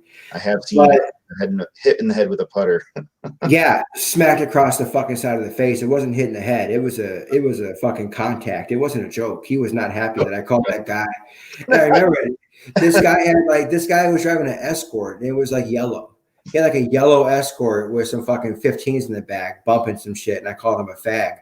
And it got me smacked in the side of the head with a putter, and I don't do that anymore. And I don't do that anymore. That was the one thing I needed. And it wasn't even like an anti-gay thing. It was just because that's just what I associated. That's how we spoke back then. Yeah, that's how we talked. And until I got hit with a putter. Once I got hit with a putter, I was like, that straightens you up. I shouldn't say that anymore. Yeah, at least in the present company. A putter, and you weren't like in the hood screaming the N-word. You know what I mean? Like, yeah. Way worse. Well, yeah. I mean, listen, I say some shit. That's got, I told my boss once he had a small dick. And it literally got my hours cut to the point where I ended up quitting my job. And like it was it was in front of corporate. It wasn't even like a conversation between me and him. It was a group conversation. So that could have ended my career at that point because I ended up quitting because I had no hours. Okay. But I've said some shit, but you can't do that. It's just not. I agree. Well, I mean, back to kind of what we were talking about, and this is why I think getting a true Trump supporter on and a true Biden supporter on. What's that look like? Who is that? Your brother? No, because John can be reasoned with a little bit, not much, but a little bit, and he can be shown the shit that Trump does that's retarded. John's problem is there's no alternative. Well, so you should have him on, and talk to him about and ask him these questions, these hard questions. Why, as a father, can you still support a man who has proven time and time again that he has no regard for anyone but himself? And then question that's unanswered. But then if he says, well, Biden's a piece of shit too, then be like, hey, no argument. Not talking about who's the bigger piece of shit. I'm asking you why you feel this way. Because it's always, the answer is always the other guy sucks. Yeah. So, I've spent the last 4 years arguing with people on the right and the left because it's fun. And there's no point to it. Having a conversation with someone like you or even Justin and just other people that are reasonable, you can actually talk with. And we can disagree, whatever, but we can still have a rational conversation and think about it, from each other's perspective. Someone like John or someone like, I don't even know who's on your side. Somebody's particular dad, we'll say that, are very hard line on that side, and there's no convincing them otherwise. No matter what that side does, says, stands for, screws over, it doesn't matter. They're either that side because they won't be the other side, or they're that side because the other side just doesn't do anything for them anymore. I think it's important, just like we circle all the way back to as a man, you should know where you stand on difficult decisions, and instead of just saying, I don't know, maybe you should know. Well, difficult decisions are hypothetical situations, because you circled back to I had a no answer for you on hypothetical. But that's what you're talking about here, because I don't have an answer and I can't. It's an I don't know is the same either way. I don't know why I still follow Trump, even though he's an unregistered sex offender. Well, I can throw as I don't know my answer. I can explain it this way. Last time we talked, I told you about a guy that was hung up on a harness and could have fallen. And I froze. I couldn't help him. I wasn't going to help him. So, if you asked me 15 years ago when I was fucking full of cum and ready to rock and roll, yeah, of course, I'm climbing up there and saving that guy and pulling him up one-handed, no problem. I'm the hero. But you don't know. You don't know till you're there. You don't. I'm sorry, but soldiers crack, police crack, regular people crack. It's just a matter of what your constitution is when you're faced with that situation.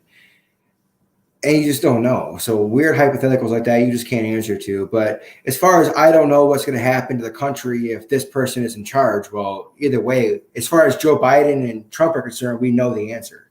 We know what it's going to be. It's going to be riots for the first year, regardless of who gets it. Either way. Yeah. And it's going to be, no one's going to trust what happened because there's been so much doubt put into the system for the fucking mail-in ballots and this and that, and no one's going to know. So if Trump doesn't win, it's going to be because of mail-in ballots, and if Biden doesn't win, it's going to be because of voter suppression. So there's going to be an argument. It's going to be the court. It's not going to be settled till fucking 2024 when we can vote in Donald Trump Jr. Oh my fucking God. Oh, I would almost rather Melania. Seriously. At least I've seen her naked. I haven't. It's a problem. I did see Chris Evans' dick though, so that happened. Probably better. That happened. I was just scrolling through, and there was you saw that, right? He accidentally shared his gallery that had his fucking dick pic in it. Captain America's dick was on the internet for a whole day. Yeah, accidentally. Well, it was he accidentally screenshotted his gallery. So there's a bunch of small little tile pictures, and one of them was his dick. And so it was like a doll and a fucking playhouse in the woods, and then his penis. His penis. Oh, it cracks me up. But let's leave this at Captain America's penis, man. I gotta fucking. It's 2:00 in the morning. I've been going 3 hours. So, listen. What I want to do is this. This is exactly what I want out of this. I don't care if anybody watches it. Production value, I hope, gets better. because I have put minimal effort. Yeah, you need a light or something in your room. No, I like the darker personally. I like how it looks. Well, I'm gonna tell you, it kind of makes you look like a crazy person. That's okay, because I am. Like you're in a basement with just a flag, and you're I'm not. See, the problem is I don't have a space. I'm at my kitchen table. Oh, and so, yeah, I'm in my dining room, and I put a flag behind me because the wall was just blank. See, like over here, I got this sunflower thing. Like we're in my this is my dining room. You should go sunflower next. Yeah, Katie's got sunflowers tattooed. I just can't do sunflowers, but I don't know. But like this is what I want. So let's do it, man. Once a week. Let's get together and just fucking bullshit. I'm down, man. Fridays work for me. And around the same time works. I mean, if you want to go a little earlier, I know it's pretty late there for you now. 10 o'clock's fine. I mean, just to do it, because I don't even care about Facebook. The last couple of weeks, I've been doing this with like you and Justin. I don't even get to argue with people anymore. Like I just get it all out here, and it seems much more healthy. Well, you should invite Jay or somebody else in here, and we'll make this a three-way. I tried to get Jay in here tonight, but he was at a wedding or something. I was gonna have him pop in mid-conversation. Oh yeah, I think I know where he's at. I talked to a buddy of mine at work. He's a veteran father, and I told him kind of what we do here, and he said that he'd be more than welcome to, or more than happy to hop in, for a conversation. So I have been spreading your podcast around a little bit. Yeah, I mean, listen, I want to talk to everybody. I don't care who you support, who you like, who you fuck, who you don't fuck. If you're a guy, girl, fucking furry, whatever, I don't care. I just don't want to do this on Facebook anymore. Like it just doesn't do anything. It's not productive. You don't get ideas. And it's possible to disagree. It's possible to not have the same opinions and still fucking not have a problem with each other. So I don't know, man. Maybe it's on the right track. Yeah, man, absolutely. Well, I always enjoy, our talks. At least I have been for the last, couple of weeks. And I think that you got the right idea. This is going forward. This seems like the way to go with these larger issues. I mean, we've been bullshitting for 3 hours, and I mean, we covered important shit. We covered stupid shit. We talked about dumb shit. It's just whatever, but it's real. It's what's on people's minds. It's not just nonstop Trump, nonstop Biden. It's just real shit, and that's what I want. It's true. I'm tired of fucking just reacting to a meme. So, no, thanks. All right, brother. Well, I'll let you go. Thank you for having me. Yeah. So next week, I should have a logo. We should have some more shit going. That's getting designed right now, like by a graphic design artist. So hopefully everything is working better next time. We'll have more production value. No, man, this is awesome. Cool, man. Let me know. All right, man. Have a good night.